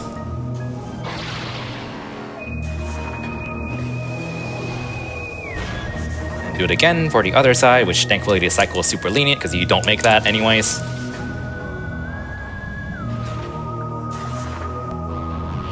I love if you just get, like morph on top of this track and then just get onto the track that way, and just skip this entire like half pipe puzzle, or not even puzzle, just it's a really cool room. Part of the sequence. I actually really like it. Yeah. Like it's a really cool room. I mean, I'm glad we skipped it, but it's still really cool casually. Yeah, each room called Gathering Hall is good in a Prime game. Shocker. Is there a Gathering Room in Prime 3? I know there's one in Prime 1. I don't know if there's in Prime 3, but Prime 1, Prime 2. Prime 1 has a Gathering Hall, yeah. Prime 3 does like the reliquary, like it has the 1, reliquary. 2, 3. All 3 games have a room called Vault. By the way, this puzzle can be skipped with the not going out of bounds screw attack. It's kind of precise to do it, but it saves like I think 30 seconds. Yeah, you use screw attack to get out of bounds because one reason why screw attack is so broken is when you screw attack in this game, the game treats you as if you're like in a morph ball state, which means you can screw attack into morph ball tunnels. But since you're forced to unmorph after a screw attack, you just unmorph in a morph ball tunnel and you just go out of bounds. Yeah, that was patched on Wii, I believe. And then, actually, I don't think it's that bad anymore for the screw attacks. I think Alien Squeaky Toy found a setup for this room. I wouldn't know. To get a consistent secret world. Nice bomb jump. Secret world is it's so punishing if you'd fail that. When Bash mentioned secret world, that's a term for an entrance to out of bounds, by the way. It's kind of an old school term. Yeah, it's old school term. We still use it sometimes. This sounds cool, and I think it's a term that carried over from NES Metroid days.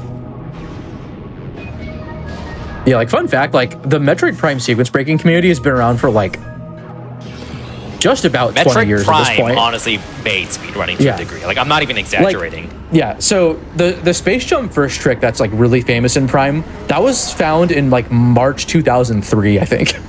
like a few months after Prime 1 came out on GameCube. So this might be like old school me being a little biased, but like Prime like started speedrunning kind of to its sense way better more than Super Metroid did, contrary to popular belief. Like SDA, which is this website that it's a website that started speedrunning kind of. Originally started from Quake and Metroid Prime. M2K2, which is the really old school website for like finding breaks and speedrunning Metroid stuff, it started because of Metroid Prime.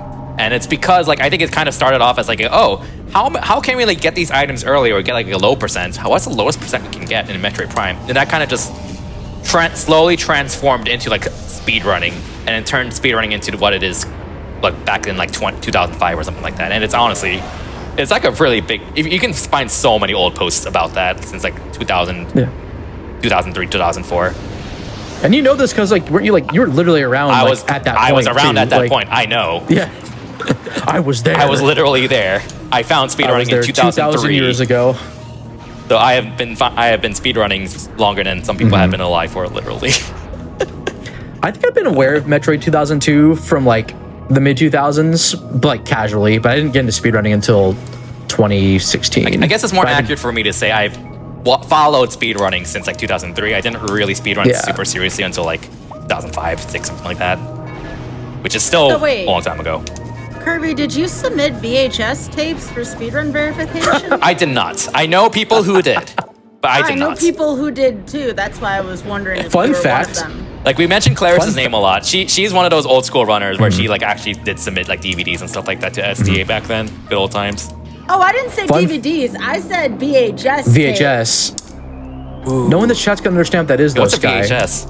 No, I kid. Don't start that. No. No, you can Wait, only... I think am I the oldest one here? I know I'm older than You're a I'm bit sure older than I I am, I think. I'm 32. Okay, if you don't mind, I'm 32. I'm 31. I will tell you all of them. I'm older than both of you. Okay. I didn't want to like make it a how old are you, because that can be kind of rude. But I was just No, curious. it's okay. Kirby, you the never oldest ask a speedrunner their age. True. No, I'm older than dirt. I get Okay.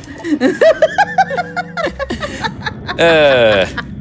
Are you older than like actual dirt, or are you older than like the Donkey Kong 64 dirt that gets you a rainbow coin? Oh my god. Probably.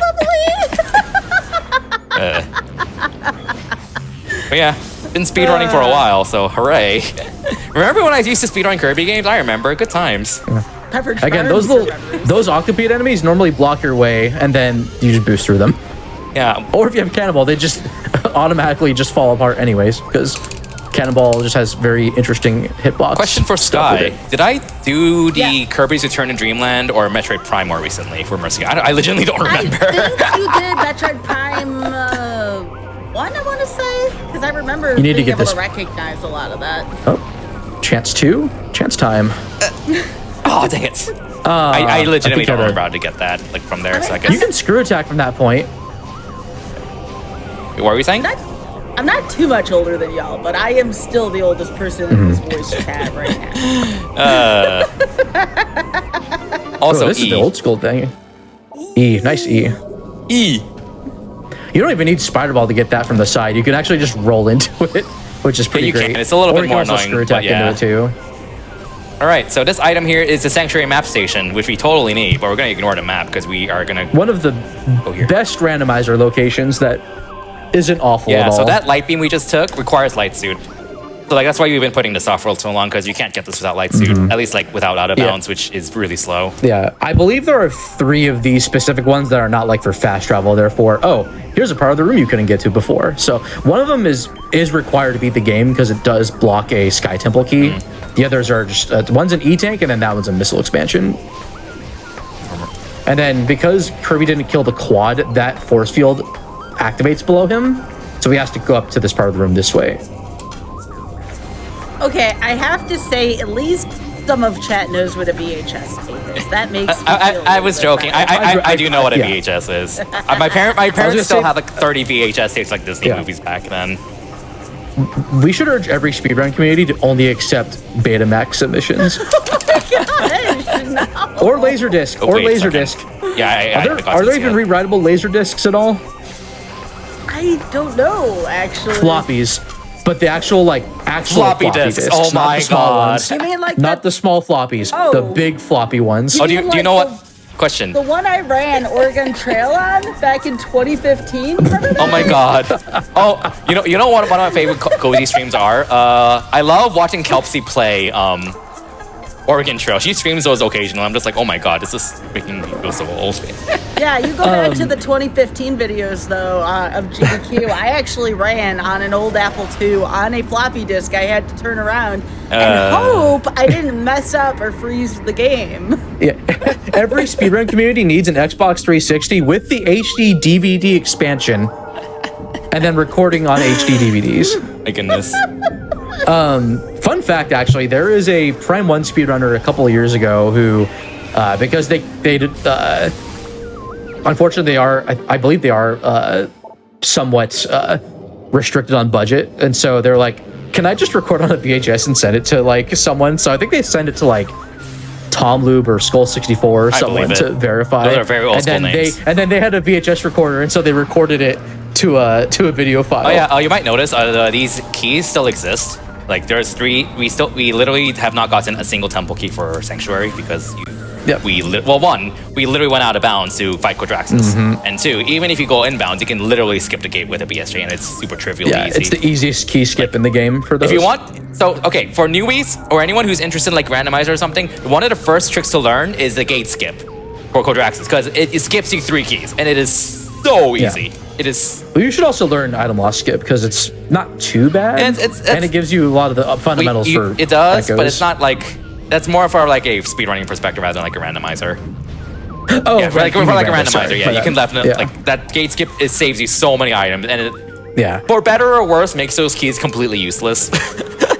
yeah. I would say rando. You want to learn like combat, slope jumps, BSJs or instant unmorph jumps, and then like The gate skip, like there are some tricks that are gate skip. stupidly easy to learn that are a good entrance to learning some of the basic tricks like BSJ. But like if you also want to play a randomizer without tricks, that's also perfectly okay. And in fact, what's more important than tricks is just knowing the map. That's definitely way more important than Yeah. tricks. Which you Here's get. another tentacle. Sky Temple Key. Yeah, here's another tentacle light suit requirement. Actually, it is possible to beat echoes without light suit, but it's really bad. Yeah. Sorry, Miguel. Miguel actually tried labbing out whether it was faster to skip light suit 90%, and to the benefit of probably everyone, it is slower to skip light suit. For the benefit of everyone, yeah. Yeah, you have to It's like. just one of those things where like I don't want the skip to be faster because it's terrible. That screw attack camera was crazy. Yeah, that happens. I think I'm like the only one who does like a BSJ there. Or here, I just boost all the way like to the this dark ink smasher, one of like I think only 2 in the game. I legitimately don't remember if that's faster or not. Oh, by the way, you don't need screw attack to cross this. There's invisible platforms with Dark Visor. This entire benefits- detour is like Go ahead. there's like this entire path to the Sky Temple Key is like a giant 10-room detour, which is Yeah, and it's like I guess it's the game's way of teaching you like, oh, you might need this item to go proceed, and then you just unlock 2 more rooms. Oh, you need this item to proceed, and you just can't do anything until you have like lights. yeah. I feel like this is probably one of the like. Probably because of Echoes' admittedly rushed development, I think they couldn't put too much into Inghive because that front section of Inghive, where that Sky Temple Key was, has like an ammo station and a save station. And there's nothing else. Oh, it does? I didn't know that actually. Yeah, Huh. the Sank map dark equivalent is an ammo station. So there's 2 of them in. in Inghive. That's an ammo station. Yeah. No, that one I know about. So we are done with Sanctuary. I Yeah, think. Sank had very just- little cleanup. Oh, did you get? Yeah, because we already did like 70% of you it. got Hazing What were we Cliff. gonna I say? think you're good. Yeah. Yeah, I got Hazing Cliff. Yeah. Yep. The nice thing about the Prime games, every room has a unique name. That's so nice compared to the 2D games. Dread Rando has like unofficial names added. Super Metroid does too. Oh, nice. Oh yeah, But Super like, Metroid's again, a classic. Super Metroid has like their Was it classic Bubble names. Mountain, Fusion, Cathedral? There's Bubble Mountain and stuff like that. The Fusion community also has like some rooms that have like unofficial fan names. GD Metroids, please add names to your rooms. Thank you. Oh yeah, we're back in Aegon, by the way. And when's the last time we've been in Aegon? Can someone count for me? It's been a while. You oh, you're getting this first. Okay. Yeah. There's a missile there. You need to get at some point. Just a heads up. I wonder. Yeah, Aegon. The last time we came here, Aegon, we didn't have Annihilator. Yeah, you didn't have anything. You just came to Aegon for like basic stuff, and then you didn't have screw attack. You didn't have grapple. Didn't have boost ball, spider ball. No seekers, seeker missiles, no spider, super no missiles. power bombs. We had basically nothing. And you need all in those other for words, Aegon cleanup.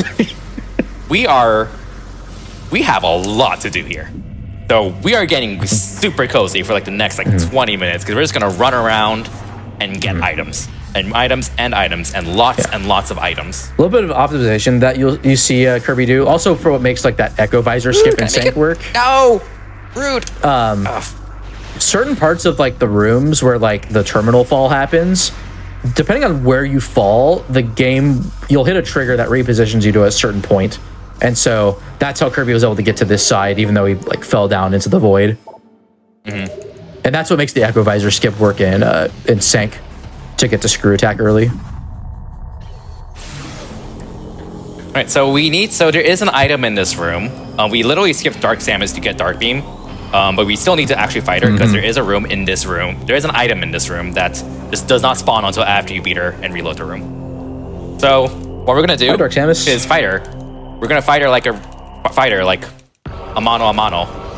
Ooh, Rather a womano with womano. Oh, bye. She was upset about losing an Aerie, but now she's going to be a bit more upset that she got just totally Bye. technically annihilated. And also, fun fact, Annihilator also just drains her health here. Yeah, for whatever reason, does 10 times damage to her. I don't know why. Of course, you're not supposed to have Annihilator at this point, but it's still very funny. Okay. So, okay, the room has to be reloaded, so I'm gonna make a short, quick detour, go like here. I heard my Wii, so I'm gonna go back. Yes, I literally listened to my Wii before load triggers. Yeah, I think every like experienced Prime runner will listen to their disk drive. I do that too. Yeah, I do that. It's an advantage to playing on physical, I guess. So there's now the items here. To get this item, you're supposed to kind of go along these spider tracks and boost your way around, but we're gonna skip that probably, hopefully. Oh Okay, no! maybe not. I mean, you could You know still what? even skip it with spider and bombs, but you can just try it again. It's not a big deal. Yeah, it's cool. It looks cool. I'm gonna do it anyways. If I get the second try, that's still probably faster. Yeah, screw attacking for anything early in this game is really satisfying. There we go. I'm surprised I made it. That was pretty low. Hey, Skybills, why is the timer counting down? Oh, well, this is, I believe, someone could correct me if I'm wrong, this is the only show on GDQ Hotfix where you see the timer counting down. This is Mercy Kills, so if Kirby doesn't finish the run by the timer, guess what? Run's over. We don't have... Run is over. We don't have any reason to not do that. That's how the show's been. No live deals, etc. So, yeah, stop by and see Mercy Kill. We have a lot of fun here every other Wednesday. And also, we were talking about randomizers. That is my other wheelhouse. I do random number generation every other Tuesday. So, yeah, stop by and see my shows. They're a lot of fun. They're a lot of variants. They're a lot of Russ. Bash and I have both been on random number generator a few times too. Like I've been on it for Oracle's multi-world with Ultra Biscuit, and Bash has been on it for multi-world for Prime 1 and 2 with what's Dark it? Zero, yeah. Dark Zero, yep. I ran Prime 1, which was very interesting. Yeah, because you can multi-world Prime 1 and Prime 2. And now we can multi-world Red and Cave Story too. Cave Story. And they're working on Samus Returns and AM2R. And that's not even counting Archipelago, which has all sorts of cross-game fun times. Don't worry, y'all. Keys will be back in 2 weeks for the last Mercy Kill of the year. Ooh. Oh, God. Keys will return to the scene of the crime. I assure y'all. He's like Kittymon, where Kittymon always returns to the scene of the crime after crimes. I imagine that like a MCU post-credits Keys run will return just text on black, you know? All right. During the cycle, I'm going to post some Kittymons in Nuke's chat. Yo, there we go. Nice. Dang it, I'm tagged again. I have time. I'm waiting on cycles. I'm waiting on cycles. I have time. Yeah, this top laser you can't really beat the cycle for, and you need to be far enough, otherwise it pushes you back, so. Yeah, so all these rooms that we haven't seen, these are all rooms we skipped the first time we went out of bounds. On the way to Dark All Beam. these rooms, we skipped all of this on the way to Dark Beam. And now we're going through them for the first time with a bazillion upgrades so we can also efficiently clean everything up. This screw attack is so weird because there's a whole bunch of collision in front of you that you can bonk on. That is like a huge run ender because you lose like almost a minute if you fail that, by the way. So, not exactly. There's a backup that saves time, but it's still, it's not ideal. Yeah, because you really don't want to fall down, and you also have there's like a fire pipe trigger I'm trying to avoid. Yeah, which we can slaughter them pretty quickly, but it's still a lot of time loss. There is a quick backup that doesn't require the puzzle for anymore, thankfully. So oh, it doesn't. Yeah. Okay, that's good. There's some standable collision that you can jump to. Oh, by the way, there's a pirate fight here. We're just right behind the collision, so the trigger. So goodbye. No flying pirates for us. There are Just get more so many fights. randomizers, I can't even list them all. You should be able to do a search engine of all the randomizers that exist, but I'll tell y'all, with the different innovations we have in technology nowadays, there's most likely a randomizer for that. Just saying. Do not boost. Do not boost. Do not boost. Do not boost. Yeah, do not boost. Do not boost. I almost forgot this room. Boost. Kirby. Yeah, so Do not there are 2 layers loaded in this room. There's usually only one at a time when you're playing casually. And again, GameCube has 16 megabytes of RAM, and this game uses as much RAM as it can. So if you boost, it adds to the memory usage, and you risk crashing until you get the missile expansion. Then you're fine afterwards. I kind of learned because actually this route that you're seeing, there was a lot of it was something that I came up with and timed. That was a lot of fun, good times. But I kind of figured out that I don't crash here if I don't boost. That's cool. And then I think other people looked into the Prime World editor and stuff and realized, yeah, this game just has a bazillion things going on. No wonder boosting crashes the game sometimes. Yeah. I mean, doesn't GFMC crash just from it being loaded for long enough? It's one of those weird. Yeah, I think you have to be in there for 30 minutes though for it to crash. I don't know. The thing I really appreciate about this game overall. The thing I really appreciate about this game is I put piles of praises on this game's map design overall, and one of the things that Prime 1's the first game, so it has its issues. Prime 1 pads if you look at the Prime 1's map design, you have a big room and then a generic hall, and then a big room and a generic hall, and that just keeps repeating a lot, and the halls are so boring. Prime 2 repeats a similar pattern, but all the halls are actually really unique and stand out in their own way, and I really appreciate that change. I think they really put in a lot of effort, and it really goes to show because they're using up so much memory for all these rooms. They're trying to push the game to its limit, and I really respect it. Can I say something real quick? That Sky Temple key, that's what you need the main. That does not spawn until you get the main power bomb. It's very arbitrary, but that thing we just got is the reason we have to get the main power bombs. Yep. Sorry to butt in like that. Oh no, that's pretty important. I kind of just autopiloted. We are in cozy mode, but I haven't saved in a while, so let's We're comfy. Yes, please save Kirby. My goodness, that is the one thing I would Solo have health. For. Because I think the last time I saved was back in oh no, I saved before Light Suit, so it's not that far back. But I will say I wasn't expecting this route. This is even more old school of a route than what I do because I do all of Torvis before I even go into Sync. So there's still some Torvis left after this. Normally after Aegon, there's just the last bit of cleanup in Temple Grounds to get the last remaining keys, and then it's final boss time. But you still got a little bit of cleanup to do after Aegon, but it's fine. Also, nice Sonic Boom. Here's Sonic Boom. This is the second beam combo we're getting, and it's completely useless. Actually, in the new Hundo route, it is useful in Sank entrance, and I don't. It is? Yeah. Oh, I see. Why you use it to more quickly kill the pirates because you do that room. It would be faster than power bombs. Yeah, that room is so crazy because you're fighting those pirate commandos while the bridge is broken, and just a bunch of shenanigans happen. The beam combos are surprisingly pretty powerful. Do you have it for other beam combos? It's just that. No, you don't, because you just sank second. What about the Grapple Guardian? I was do you have it for Grapple Guardian? But you don't, because you still do Aegon after Torvis and Sank in that route. So. But the beam combos are actually really powerful still. But it's just that most of them are you just don't get at a good time really. And the best one in the game that's not super missiles is Dark Burst because if you get Dark Burst as early as possible, you can use it against Alpha Block and just kill it in one hit.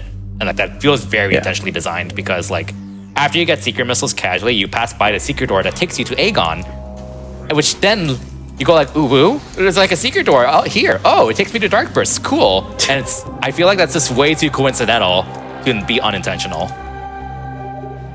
But unfortunately, the light beam equivalent's like really, really late, and you get it like after the like 3 bosses that would have been really good for.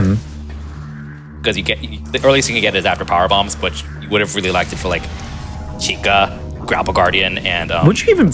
I mean, could you hit Chica with Sunburst though? Oh, I guess like for Larva. Well, actually, you know, fair. I guess Larva, yeah, you'd probably be able to. Oh, by the way, when you supercharge these with Annihilator, then all the Ing enemies just run into it and die. Because like it's the idea behind using Annihilator being behind like these. It combines like, the two energies. It combines dark and light energy. So since it has dark energy, the Warrior Ing can't resist running into it, even though it's lethal to them.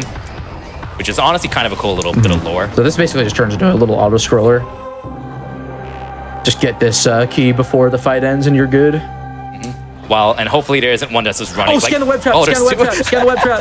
Look at them! Look at them! Look at them! They're having a good time. Look at them! Oh no! They died. There's 2 running up against this. They got stuck on each other. I haven't seen that happen, but it's rare.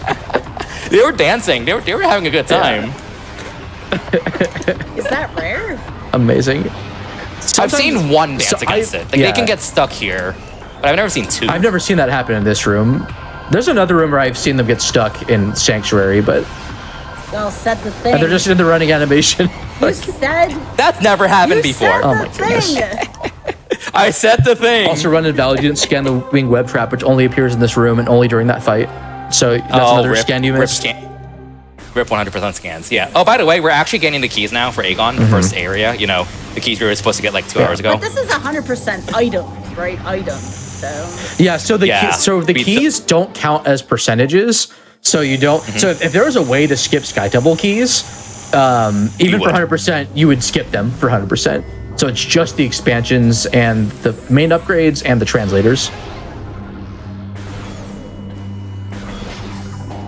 There is a separate category called 200%, which is 100% item collection and 100% logbook scans.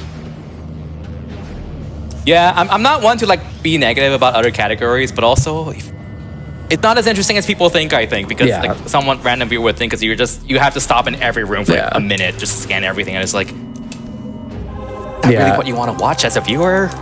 But there is some interesting routing aspects to it, so yeah, that's just me though, personal preference. What would map completion be like? Because like that's something you could definitely route for. I mean, you're doing most of the rooms in the game anyways, but if we do map completion without 100% items, that might be a little interesting. But oh yeah, by the way, we're fighting the first boss, first major boss in the game after having literally every item in the game besides this item. So Worm time. This is probably my favorite main Guardian fight. No, I guess Quad still takes it out, but Amorbus is still pretty cool. Light Beam and Boost Ball make quick work of this boss, and there is a skip you can do to make this fight even faster. Light Beam shreds this boss. Reminder, charged Light Beam does 100 damage. 200 against dark enemies. Remember, a super missile does 180 damage. These charged light beam shots are doing more damage than a super missile. Yeah. And they're fast, and they home. Yeah, it's less, so it's not much that they actually do health damage in this fight, but it's just very, very consistent, very fast to break the armor on these worms. Like super missiles still work, but it's slower, and also secret missiles also work if you want to, even though you're not supposed to have them. So Kirby's doing a tech here to destroy both of these, or to damage both these worms before this first worm comes off the orb and gets it. So now this fight still continues, but it won't transition to the phase where there's 3 worms. It'll still be 2 worms, and Kirby can take advantage of this and still end the fight with just the 2 worms here. It's odd, but it works, and it's faster. It's great. I'm using Dark Visor, by the way. Not necessary. It just makes it very more obvious where they are because of the contrast. Yeah, personally, I use the radar on the top left of the screen. I use both, but yeah. Yeah, so again, I can't do the same trick again, but if you do it on the last phase, you soft lock, so don't do that. Yeah, so just playing it safe here, just doing it one at a time. No Worm Rave, unfortunately. Yeah. Still faster than getting the 3. Yeah, Worm Rave is basically, you're not at risk for it at all because you have Light Beam, so you're just immediately taking out the worm's armor. Whoa, Dark Suit! Dark Suit, let's go! So what does Dark Suit do? It makes it so Inkclaw, when you enter like Dark Fog, you don't hear a sound effect. Yeah, so normally... Okay, yeah, go ahead. You can finish up if you want to. Sorry, I meant to. I was just gonna say, like, you're obviously supposed to have Dark Suit way before Light Suit, and what it does is, one, it reduces the damage you take from the Dark World from 6 damage per second down to 1.2. Yeah, it's 5 times less damage. Secondly, there's like a bunch of Inkclaw that spoof fog, and it makes you immune to those. But since we already have Light Suit, those effects just do not matter. Yeah, the only Inkclaw that like really blocks the way is just on the way to Torvis, which is why you technically need it. But this game's broken, so we don't have to worry about that. All right, and we don't strictly need to get the Aegon energy to beat the game because we already got Light Suit. We can get all the Sky Temple keys, but there is one item in Aegon that requires unlocking Echo Locks, and those Echo Locks do not show up until we return the Aegon energy. Yeah. There is a way to get this item from out of bounds. I don't know how to do it, so I'm not doing it. Yeah, it's a pretty precise trick called a Screw Attack Unmorph, and it's used for a couple of other pretty big skips, both in any percent and 100%. So what also the implications for that 100% mean that instead of collecting all 3 keys and going back to front in Aegon or in Dark Aegon during cleanup, you just go straight to Amorphous from out of bounds, and then you go out of bounds to exit the temple. Which is pretty rough because since you don't return the energy, or since you don't collect the energy, the platform to get back on the part where you have to go do the out of bounds isn't there. So it's just annoying. But it is considerably faster because it saves you the travel time. Even though the movement is more difficult. Friend. Bye. Oh my god, that is a cardinal sin, Kirby. That Lightbringer did nothing wrong. It brought light to the darkness. It was in my way, okay? Wow. It was in my way. We're speedrunning. Bash. You're talking to a Fire Emblem speedrunner, is it okay? Boo this man, boo. Boo this man. Bash, do you know who you're talking to? You're talking to a Fire Emblem speedrunner who literally kills off units to go fast. And your username has Kirby in it. Okay, you have ran Kirby. I mean, I think. Long. What was it, Nightmare in Dreamland in particular? Or? I've ran Kirby Superstar Ultra, Gotcha. Squad, Return to Dreamland, Triple Deluxe, Canvas Curse. I actually had Canvas Curse into GDQ several years ago, like in 2015 or something like that, but I had to drop out because I practiced too much and hurt my hands. Oh no! It's a game where you're using the stylus to draw paths. Oh yeah. You also want to mash a lot. It's a really cool game. Don't get me wrong. Speaking of but like I just really overdid it, and I like had to like tell RomScout at the time, yeah, I need to just not play this game, which worked out because Glorious Liar like 6 or 7 years ago did a run of it on Wii U, and he did a run of it on Wii U. Can I see Grimace at least? No, it's not. And like did a fantastic job showcasing it. So I highly recommend watching that run. That's me on couch if you care about me. So this no. So what Kirby's trying to do is get this item without having to go to this from the light world. And so there's a BSJ you can do here that with Screw Attack gets you to the item. You're unmorphing a little late, yeah. Unmorphing late. I'm not getting a jump on unmorphing late. This is normally not a trick that gives me trouble, but you know. Mercy kill in a while. There you go. I think if you get the scripted camera, it's a little more consistent for the height, but then you have to deal with the camera, so. Yeah. But yeah, like, take care of your hands. Definitely take care of your hands. And like, I'm not even like talking about like turbo or anything like that. I'm just saying like, stretch your hands, rotate them. I was wondering if Hunters was hard on the hands for speedrunning. I'm so glad you came in the chat. I was about to ask like, hey Shasta, like. Wait, I just went backwards. I'm not supposed to go here. Speaking. Anyways. I didn't even realize you were in chat. Yeah. That's awesome. But yeah, definitely like, I think the most important thing a lot of people, I feel like maybe this is just an observation, but I definitely take care of your hands, like not just stretch them out, do exercises and stuff like that. And this also goes for like your posture and stuff like that. Speaking as someone with lower back issues, it is not fun. Take care of your posture, sit up straight. Yes. For your hands, compression gloves help. I wish I would have known about those absolutely, 10 years ago. Yeah. I had to get some like a couple years ago, and they've been really helpful for my wrists. What was I going to say? Oh, yeah. So that's actually why I think Prime is really great to speedrun, like the main series games, because they're not that input intensive. Like I've never really had wrist injuries or really any like sort of stress on my hands from running Prime 1 and Prime 2. Even for all the movement tech and stuff that they have. All right, by the way, this is a door we skipped when we went out of bounds to Torvis for the first time. You're not. So we're not done with Aegon cleanup, but we're like 80% done with it. We're just gonna take this elevator to Torvis because it's convenient, and then we'll do Aegon like at the end. There's like 2 or 3 items left. Yeah, you got like a transit station, secret world. I don't know if you're doing that, but No, okay. I'm not. Rip. Yeah, like that section of Aegon. Okay. Oh, plus you have to return the enter. Oh wait, no. Did you return the? I have not returned it. Oh, so you can. Oh, I guess I guess you just don't notice route here. Oh, I guess it's just. I guess. Oh, Seekers. There we go. Secret missiles doing Anyways. secret missile things. Well, I guess you'll see then. All right, shoutouts to Captain MD13 in this room. You're finally getting this item? Yeah, we're finally getting this item. We could have gotten this like an hour and a half ago. This is one of those items that's pretty easy to miss in randomizer, and I feel like more often than not has progression.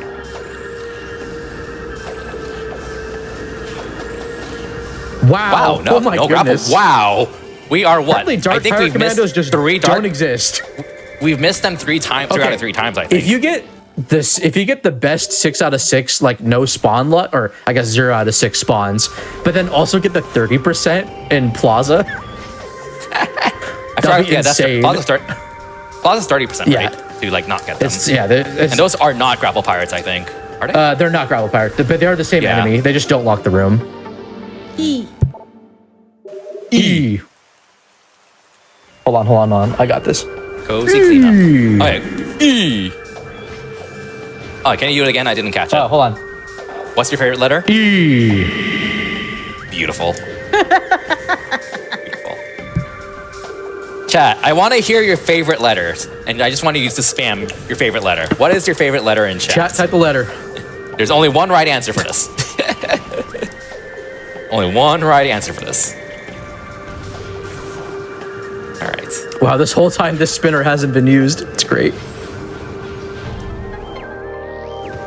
Cozy cleanup.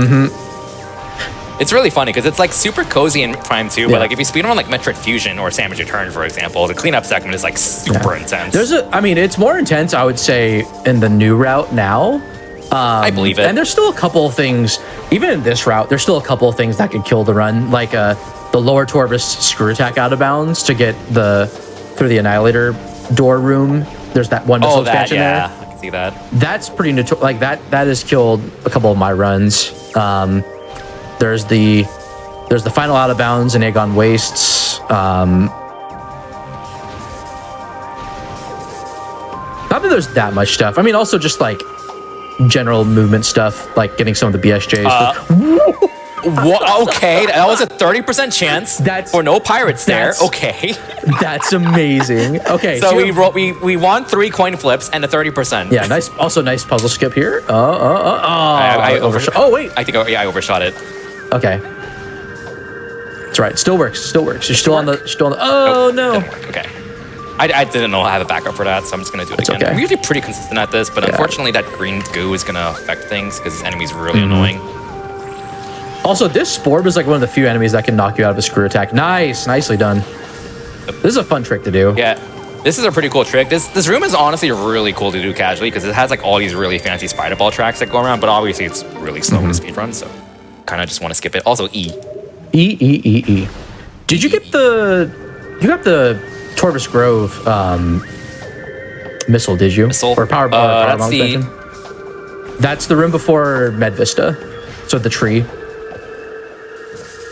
The tree that you knocked down with the PB? Yeah. Yes, I got that. Cool.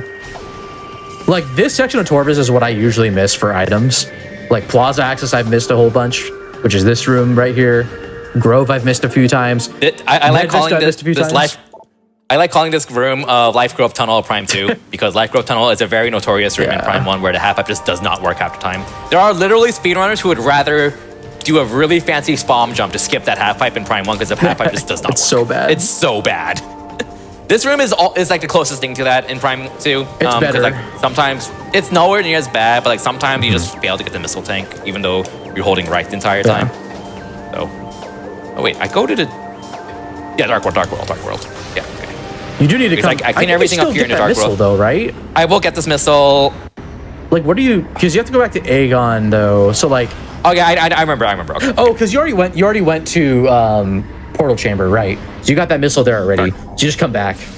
Also, okay, another coin spawn flips. chance, and I think you get one more. I think after this one, because I don't think you've gotten any spawns at all. There's two more. Oh, because Great Bridge. Forgotten Bridge and then Great Bridge, yeah. But I forgot about how great those spawns are. Come on. That's the last PB expansion on the run. Is it? Mm-hmm. How many are we at? 10. Oh, sweet. Oh, give me light ammo. I don't know if it matters, but I'll be safe. Hey, you're right. We're at 10. So I know we're not missing any PB expansions, so that's neat. Okay. Secret door that has a beam ammo expansion. Fun fact, 90% use a screw attack for some of these secret doors. They are weak to screw attack, and you can set them up in a way of missiles that you can cover like 3 of the locks with screw attack. Yeah. So my understanding of how the secret doors work is that you can destroy 4 out of 5 of the locks you can actually destroy with screw attack, and there's like 1 lock that's unique that you have to missile. Yeah. So a lot of people like figured out setups. So you like hit the other 4 with screw attack and then missile the last one before. And then of course, so yeah, the one secret door that blocks a Sky Temple key is the hardest one. I believe it. Miguel calls it the final boss of any percent. So you can like without even out of bounds, you can skip like every secret door with just a screw attack. We didn't get grapple pirates here either. It doesn't matter because we had the portal. That's still crazy. All right, so you got what? 1 more chance? 2 more chances. So this room and then Forgotten Bridge doesn't. No, regular Forgotten Bridge doesn't get pirates. I don't think. It doesn't. No, it does. It's just Great Bridge. Oh, okay. It's just Great Bridge. All right. I think like Crypt also gets them, but you're not ever really in Crypt. I don't even know what that That's is. Dark Gathering Hall in Lower Torbis. Oh, that room. I think that can also get grapple pirates, but not really relevant to speedruns. Just that's a thing. That's more of like a randomizer thing than anything else. Or I guess 100% map completion. Actually, that's 100% map completion. That's got to be interesting for Echoes because you have the portals to make use of too. By the way, this rubble is blocking the tunnel that led us to our first power bomb expansion that we I mean, not cheated. Oh, the streak has been broken. Oh, I shouldn't have said anything. I mean, that's still amazing luck. It's still really good luck. And like, honestly, like if the grapple pirates are going to spawn, it's better that they spawn in the cleanup because we have Dark Visor to just trivialize them. So it's not that big of a deal. I think we gotten everything in That's still insane luck. Like, this is still very good luck. Like, I think that's like 5 coin flips out of 6. Yeah, 5, and the 30% on top of that. Like, just absolutely insane. Can I get this luck in my Fire Emblem speedruns, please? Thanks. I thought you manip stuff though. Oh wait, okay. I'm opening a can of worms if I say that. So some of them do, but not Path of Radiance that I'm currently working on. So okay, this route change here. So this route here was something like so. Funny story. So when Claris ran this game like 6 years ago or something like that, we did not use this light portal to go straight to Aegon. The route that you're seeing right now is still very similar, but like I was literally driving to SGDQ, and then Claris texted me being like, "Hi, I thought of a route change where we use after Torvis cleanup, we use this teleporter to go to Aegon to return the energy and then exit Aegon." Hold on. Was this on the way to SGDQ 15? Whichever one she ran the game in, yeah. So that is she literally came up. So that SGDQ was literally the first time this route was showcased ever on like any video. So the funny thing about that is the last time that Echo's Hundo has been run in a main GDQ. It has been 8. Well, it's never been ran before. Besides, my bad. Time, my bad. Still, like, it has been like 8.5 years. I've submitted it, but I'm not a world record holder, so like I never got it in. But like up until like 2020. Or even 2021-ish, I think, was when low delay was like really discovered. I think that route was more or less like this route has more or less been the same for Hundo, and so all this stuff you're gonna see in Miguel's run is only like a few years old. It's gonna be a completely different beast. Yeah. Like I think it optimally gets this E-tank out of bounds too. It's like it's nuts. Also, that E-tank's pretty annoying to get out of bounds from my experience. Yeah, but guess what? E. Yeah, exactly. Well, okay, in about like 5 seconds. E. Okay. E. You know what the most common letter is in the word we? E. thought it was I because there's two eyes in it. Ew. Okay. I approve. I like the joke. I approve. Oh yeah. By the way, he just skips like a giant. That's not in a I fight. still need to get this missile. I know. Uh-oh. Don't worry about it. Oh, because you're not doing that. Right. My BBSJ. bad. My bad. You're not doing transitation. Yeah, so that's a beam combo, and we're not going to get dialogue from it because the game is on the wrong room layer because we kind of skipped an entire puzzle for it. So don't mind the skips I'm doing. Don't let that wreck your world, because that Krayley that's next to it will. All right, so we are like pretty much done with Aegon. There's like 2 things left, I think. I'm trying to think. The Amber Translator Gate item, which I haven't gotten yet. Oh yeah, Sandcash. The thing you scanned like 20 minutes in. Yeah, there's a little gate that I scanned like 2 hours and probably like 20 an hour and a half, minutes ago. 2 hours ago, something like Almost that. 2.5 hours ago. Oh, are we that close? Oh my goodness. You got like 21 minutes left. Ooh, that's gonna be tight. Depends on how Temple Grounds goes, I guess. Okay. I mean, Temple Grounds, you just have Sunburst, and then you just have to clean up. Yeah, I don't know if that'll take 20 minutes. Probably not. I think you'll get to Emperoring at least, but we'll see. I'll definitely get to Emperoring. Unless something goes to crap. Dark Samus 4. Someone asked if Cannonball counts for a percentage. It does not. Cannonball is also just a volatile You know what? state. This is worth the time loss. This is worth the time loss to show off. I'm doing it. What are you doing? I've never seen this before, whatever this is. Reload the room. Oh, you're worth doing it. the setup. Oh, that's cool.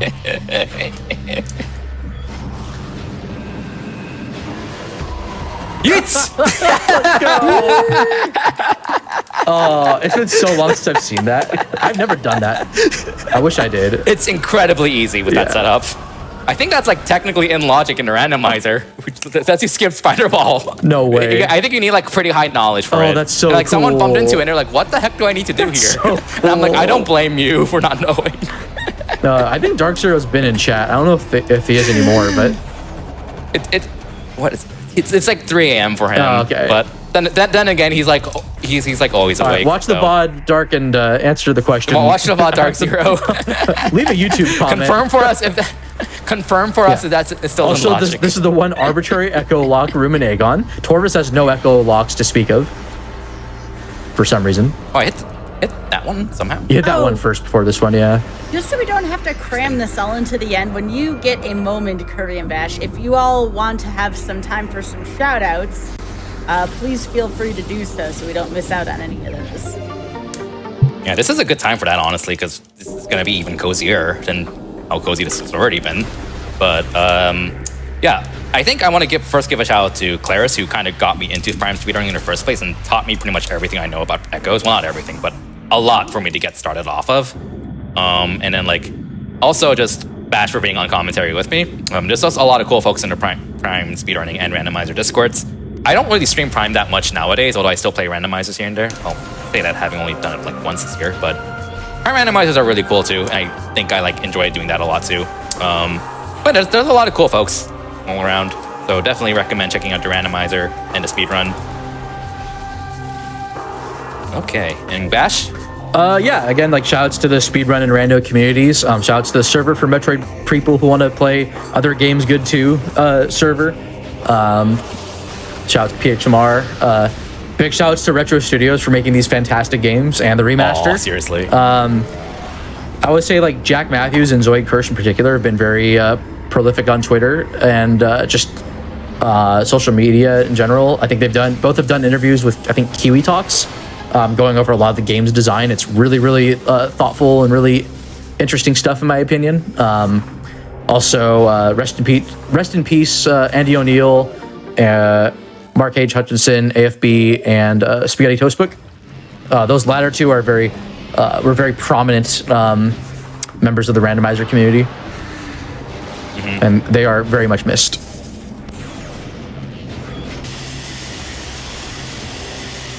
Rest in peace. Not to end on such a sadder note, We're getting Sky Temple keys. it did not feel right to not mention them, but Yeah, no, perfectly fair. Oh, shout out to GDQ. Why don't you Shout out to advertise? Why don't you? Yeah, shout out to GDQ and Sky. I've been on our show so many times, and thanks to Sky for having me so many times. One thing to mention also, shout outs to the CGC Yes. tournament that's going to be starting in December. Yes. Bash, you might know more about it than me since you're literally participating in it. So why don't you plug that a bit? Yeah, so the Prime Randomizer community goes through 3 different tournaments each year. So one's for Prime 1, one's for Prime 2, and then the third one is for both games. It is a team-based 2v2 format multi-world randomizer tournament where one player plays Prime, the other player plays Echoes, and they work together to be able to beat each other's games. And so it's whichever team is faster and completes their set of games first. That is literally starting, I think, on December 1st, I think. So this coming Friday, and I think there's actually a match scheduled for Friday. That's primarily being handled on the Speed Gaming channels. Plural. So yeah, sure to follow all of those. Yeah, shouts to Fiesel for running that and all the volunteers that help run that. Yeah, Bash, what do you stream on your channel? Way too much Prime 2, but you can find me on twitch.tv/bashprime, youtube.com/bashprime, or bashprime VODs. I put all my stream VODs there. Very slowly working on a video that talks about some Prime 2 speedrunning stuff. I'm very looking forward to finishing. And shouts to you. Where can they find you on Twitch? Me? Yeah. Oh yeah. So nowadays, I've speedrun a lot of different games. Now this year, I've been really focused on Fire Emblem speedrunning. Currently, Path of Radiance, and again, I am running Fire Emblem Awakening at GDQ. But I also speedrun a good number of other handful of series and games and stuff, like Sonic Advance series. I don't really speedrun Metroid, but I do stream randomizers sometimes. I've played randomizers of all 3 Prime games. I've streamed randomizers of GBA Metroids as well. Those are really fun. And just a good chunk of randomizers. So if you like randomizers, if you like me, I hope you do. If you don't, well, that's a shame, but that's life. Then drop a follow. Feel free to drop a follow. Oh, nice pirate. Oh, it's close mid far. Yeah. Okay. I always mix these 2 up. Oh shoot, what was I going to say? Yeah, if you're interested in doing any sort of metagaming, I would definitely recommend Randomizer. You do not need to know speedrun tricks to get into it. You can customize the logic of the randomizer so that you do not need to do glitches. In fact, the default presets for the Prime games are so that you do not need to learn glitches or tricks to be able to beat them. They're really fun. I got into Randomizer before I got into speedrunning, so if you need a testament, yeah, that was my experience. And the people are pretty friendly. If you have questions or you get stuck somewhere, people will help you. And again, yeah, sure, it might feel intimidating to be around a lot of people who know all these tricks and out of bounds and play competitively, but that's okay. Everyone starts somewhere. Yeah, your first randomizer, you're gonna suck at it. That's okay. Everyone sucks at it first time. That's just the process of doing anything really. Ooh, nice. And that goes for speedrunning as well. The first time you pick up a speedrun, to be put it bluntly, you're probably gonna suck at it. But that's okay, because you improve by playing it a lot, and that goes for everyone. And that's okay. It always has to do more. There are usually people there to help you. It has to do more with the experience than the result. Yeah, that's how I always felt about speedrunning. And it's pretty rewarding a lot of times too. So. Also, Kirby, I have good news. I do not think you missed a single item because you have 250 missiles and 12 E-tanks. And the other 2 E-tanks are coming up and the other missiles coming up. Wrong spot. Oh, it's a spot. Yeah, so I should, because I cloned a missile launcher, I should hit 260 missiles. Well, not really. It's capped at 255. So there should be 2 missile tanks left and 2 energy tanks left. I know the 2 energy tanks. Yeah, they're right next to each other. In Reliquary, I think that's the room name. That's the room we just came out of for the Sky Temple key. Oh, it's War Ritual Grounds for the Dark World, and then you have the GFMC ship. Oh, okay. Yeah, I'm not missing anything then. Yes, I didn't forget something. Let's go.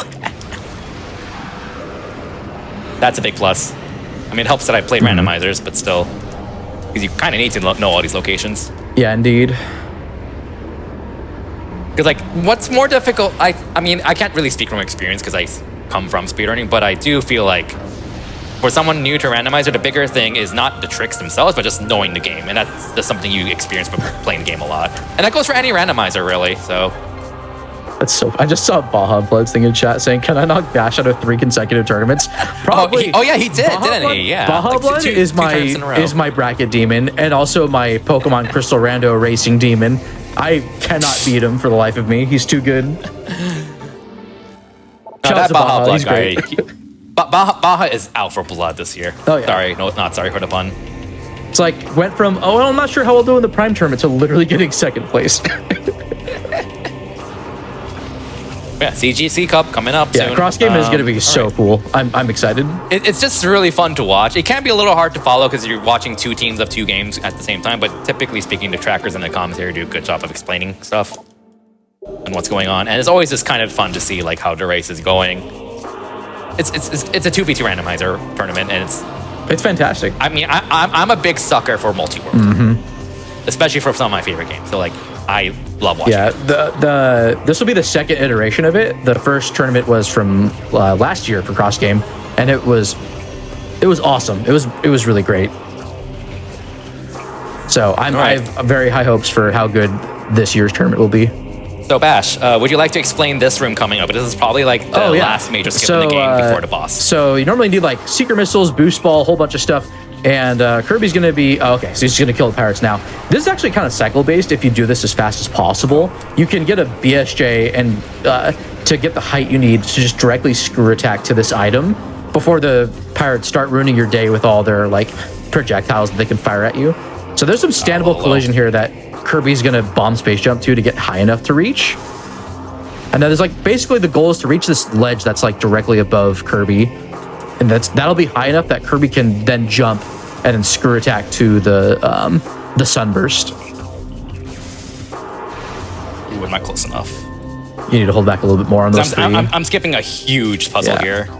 Yeah, normally you have to like go to Dark World, use like the orb cannons to go between the platforms, do the boost spinners. You have to like go around the room like twice, and then it's pretty nuts.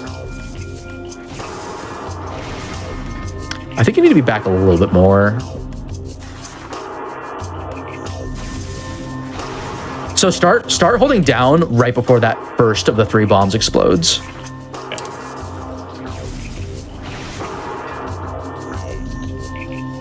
I think I do it from like here, so maybe I'm over adjusting too much. There we go. That looked good. Oh, but you're not. Oh, I think I hugged the corner a bit too much. Yeah. So. That I don't have too much trouble with BSJ this looked good though. but it is kind of tricky. Yeah. Press down too early.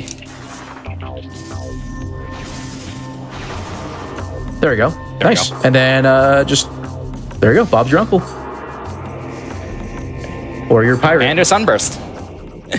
There's our beam combo, Yeah, this is which I will actually use in the last boss, by the way. yeah. This still saved time over doing the puzzle. The puzzle's very very long. I'm It is pretty sure. very long. It's again. This is. Go ahead. Sunburst really powerful? I've actually never seen that before.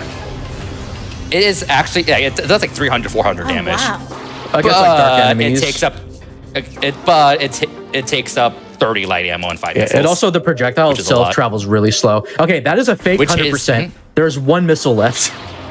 Yeah, because like right now the game thinks we hit 100% because we cloned the missile launcher. That's okay, because you're still gonna hit 100. Well, you're gonna hit technically, I guess, 101%. And we don't consider, by the community definition, we don't consider cloning items as part of the main percentage, even though the game. Yeah, does there's a it. source requirement. But yeah, Sunburst actually is useful for the final boss. So you Why do is get it to use useful? it. It's because it's so slow.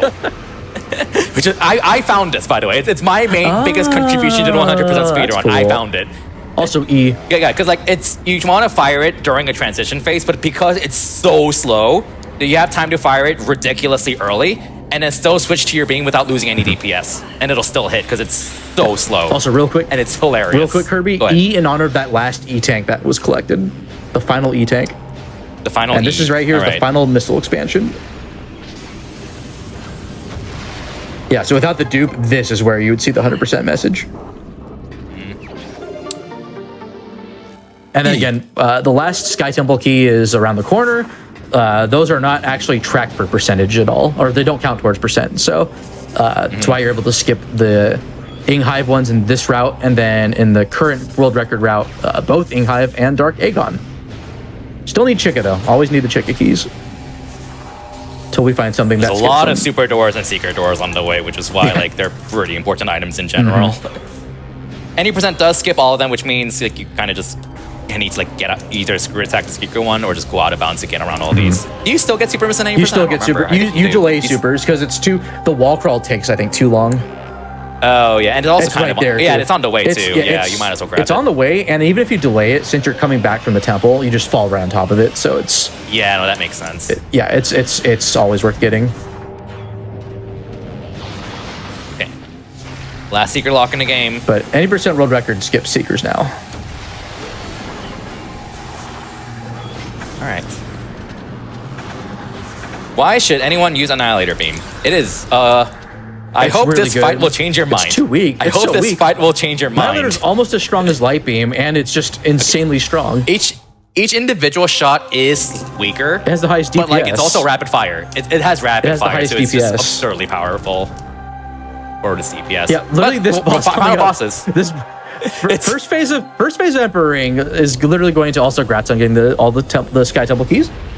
So we're in there. We're Newman. How are we doing on time? You have like 5 minutes Yeah, left. you have Actually, no, like don't tell me. 5-ish minutes left. Yeah, Oh, we're fine. I'm gonna save in case something goes. Actually, not screw it. you get the checkpoint. Sorry, Kirby. Oh my It was goodness. your frankness. I'll just do it in case I miss Sunburst. Okay. Sunburst being useful is too good to pass up on. Okay. Okay. I'm gonna reset if I miss the Sunburst shot. Just make sure that you just start holding down A as soon as you hit that last tentacle during the first phase. Yeah, I have to charge very early. Yeah, this strat isn't too hard to do. You just have to make sure you're charging it early enough. I mean, I think it's fair to say when it comes to the last 5 minutes, Kirby gives no hex. Kirby's just gonna do it. All right, so these 4 right here, and then just start charging. There you go. Oh, you fire all the way back there. Nice. Well done. Look at that. Half its health and Annihilator is just going to take out the rest of this health, like, really All right, quick. phase 1 done. I blinked, Kirby. That was impressive. That was good. Even without Sunburst, that's still, like, it's still so quick with Annihilator for DPS. Oh my gosh, Bash! I just had a thought. Bash, Yeah. you're 3 minutes. Oh, yeah. Oh, that's able to might matter. This was a 3-hour estimate originally, and I was able to negotiate an extra 3 minutes for memes, and it actually mattered. Also, this is phase I'm 2. sorry. This- Whose show is it next? I think it's Amber, Yeah, right? yeah. I'm sorry. I'm sorry, Amber. Okay, you can blame Bash. Okay, you Also blame phase Bash. 2? 3 Okay. minutes. I'm telling you, I called the shot. Emperor Ring 3 as what the That's fine. back I went walk. early. Wow. It's fine. Normally you're supposed to like switch between like power beam, or I guess you use Annihilator, but like you stun it and then it switches to like a dark or light polarity. But you can just screw attack this phase 3. hitbox below it and it just dies. Yeah, there's like a lingering hitbox that they left below the main head that's Yeah. vulnerable to screw attack for some reason, so you could just use it like that way. By the way, shouts to the Spider Ball section because you did those inglets that spawn on it can ruin your day and Door! This is not Prime 1. You're not supposed to close in front of my face. Now, Bash, for perspective, that would have been the mercy kill right there. I'm pretty sure a little sooner before. So, I guess so. Bash, that's 3 minutes. I saved the run. I'm too smart. Bash I'm literally too smart. saved the run. All right, so we actually have one more boss. This is like the post-climax, I guess, technically final boss. This is the third Dark Samus fight. There's actually 2 phases to it. 25 Annihilator shots. Yeah, feel free to explain it. Kirby's going to fire 25 Annihilator shots and 1 Power Beam shot. So he's keeping an eye on his ammo here to make sure he fires the exact amount needed. And this will get Dark Samus to the lowest possible health she has in Dark Samus 3 before she switches to the Dark Samus 4 phase. Dark Samus 4 sucks. She is invincible. It is impossible to really hit her. But if she's in Dark Samus 3, there is a chance that she will just, and this is random by the way, that she will decide, you know what, I'll stay in Dark Samus 3, even after taking a bunch of screw attack damage. And so Kirby's going to try to keep her stunned with missiles. That was a really bad screw attack. Come on, Sorry, Kirby. you still got the stun though. Oh, you're doing the Dark Beam strat. Okay, so I'm bad it's at screw faster. attack, so. It's faster to use screw attack, but it's more risky. I'm on if you the get like a edge. bonk. I'm on the edge of my Res, seat. Res right now, time's coming up, by the way. Okay, Just okay. as a heads up. Thank you. Sorry. No, you're good. Time comes up when she dies. Okay. So very, this is the much safer strat. Also, again, ammo is very important here. And time. Hey, Nicely done. Saved by Bash Prime. Can you believe it? The extra Saved by 3 the minutes. Bash Prime. I can't believe that mattered. Wow. Wow. The 3 minutes mattered. Let's go. How much time do we have left? Like a minute and change, Kirby. Oh my goodness. I'm looking at the I feel like VOD if I right got now. standard, I'd still be fine, but still. My goodness. Wow. It looks like it's like 119 was what you had left. Oh my goodness. I cannot Oh my goodness, that's really close. believe- That is very Wow. close. The 3 minute meme, it lives. I'm gonna start telling people just add 3 minutes to your ride. Well, yeah, GG. This was a fun run to showcase. This again, like this route is very, very, very old. Yeah. Because I have not ran this category in like 8 years or something like that. But I know we're on a strict time limit. I do want to give a quick shout out to Skybills and Bash for having me on the show and commentating. They're awesome folks, and thanks Sky for having me on your show several times. Watch Miguel's run for GDQ. He's going to be running the same category with a very, very, very, very updated run. It's going to be completely different. It is completely different. broken. It is very broken. If you like me or what I stream, then drop a follow. Same for Bash. Any last words, Skybills, before we transition? No, or Bash? I want to Both of you? thank both of you for being here. This was definitely one of the more wild Mercy kills we've had. So thank you, and thank you, Bash, for the memes. We appreciate it, and for the awesome commentary too. But thank you for the 3 minutes of memes. One last thing. I gotta advertise the sweatshirt. Yeah, kitty bug. Look at the Kittymon. Look at the Kittymon. Okay. JRP. Yeah, Kirby, you killed it, dude. Seriously, like you still got this. You still got the consistent enough skill level that even after not running this for a while, like Yeah. that randomizer. It's the randomizer. Randomizer helps. I'm Helps a sure ton. we'll have that out at some other point. But you know what? The GDQ programming is not done tonight, y'all. Did you know that? Stay tuned for Passion Project immediately after the break. Take it away, Amber.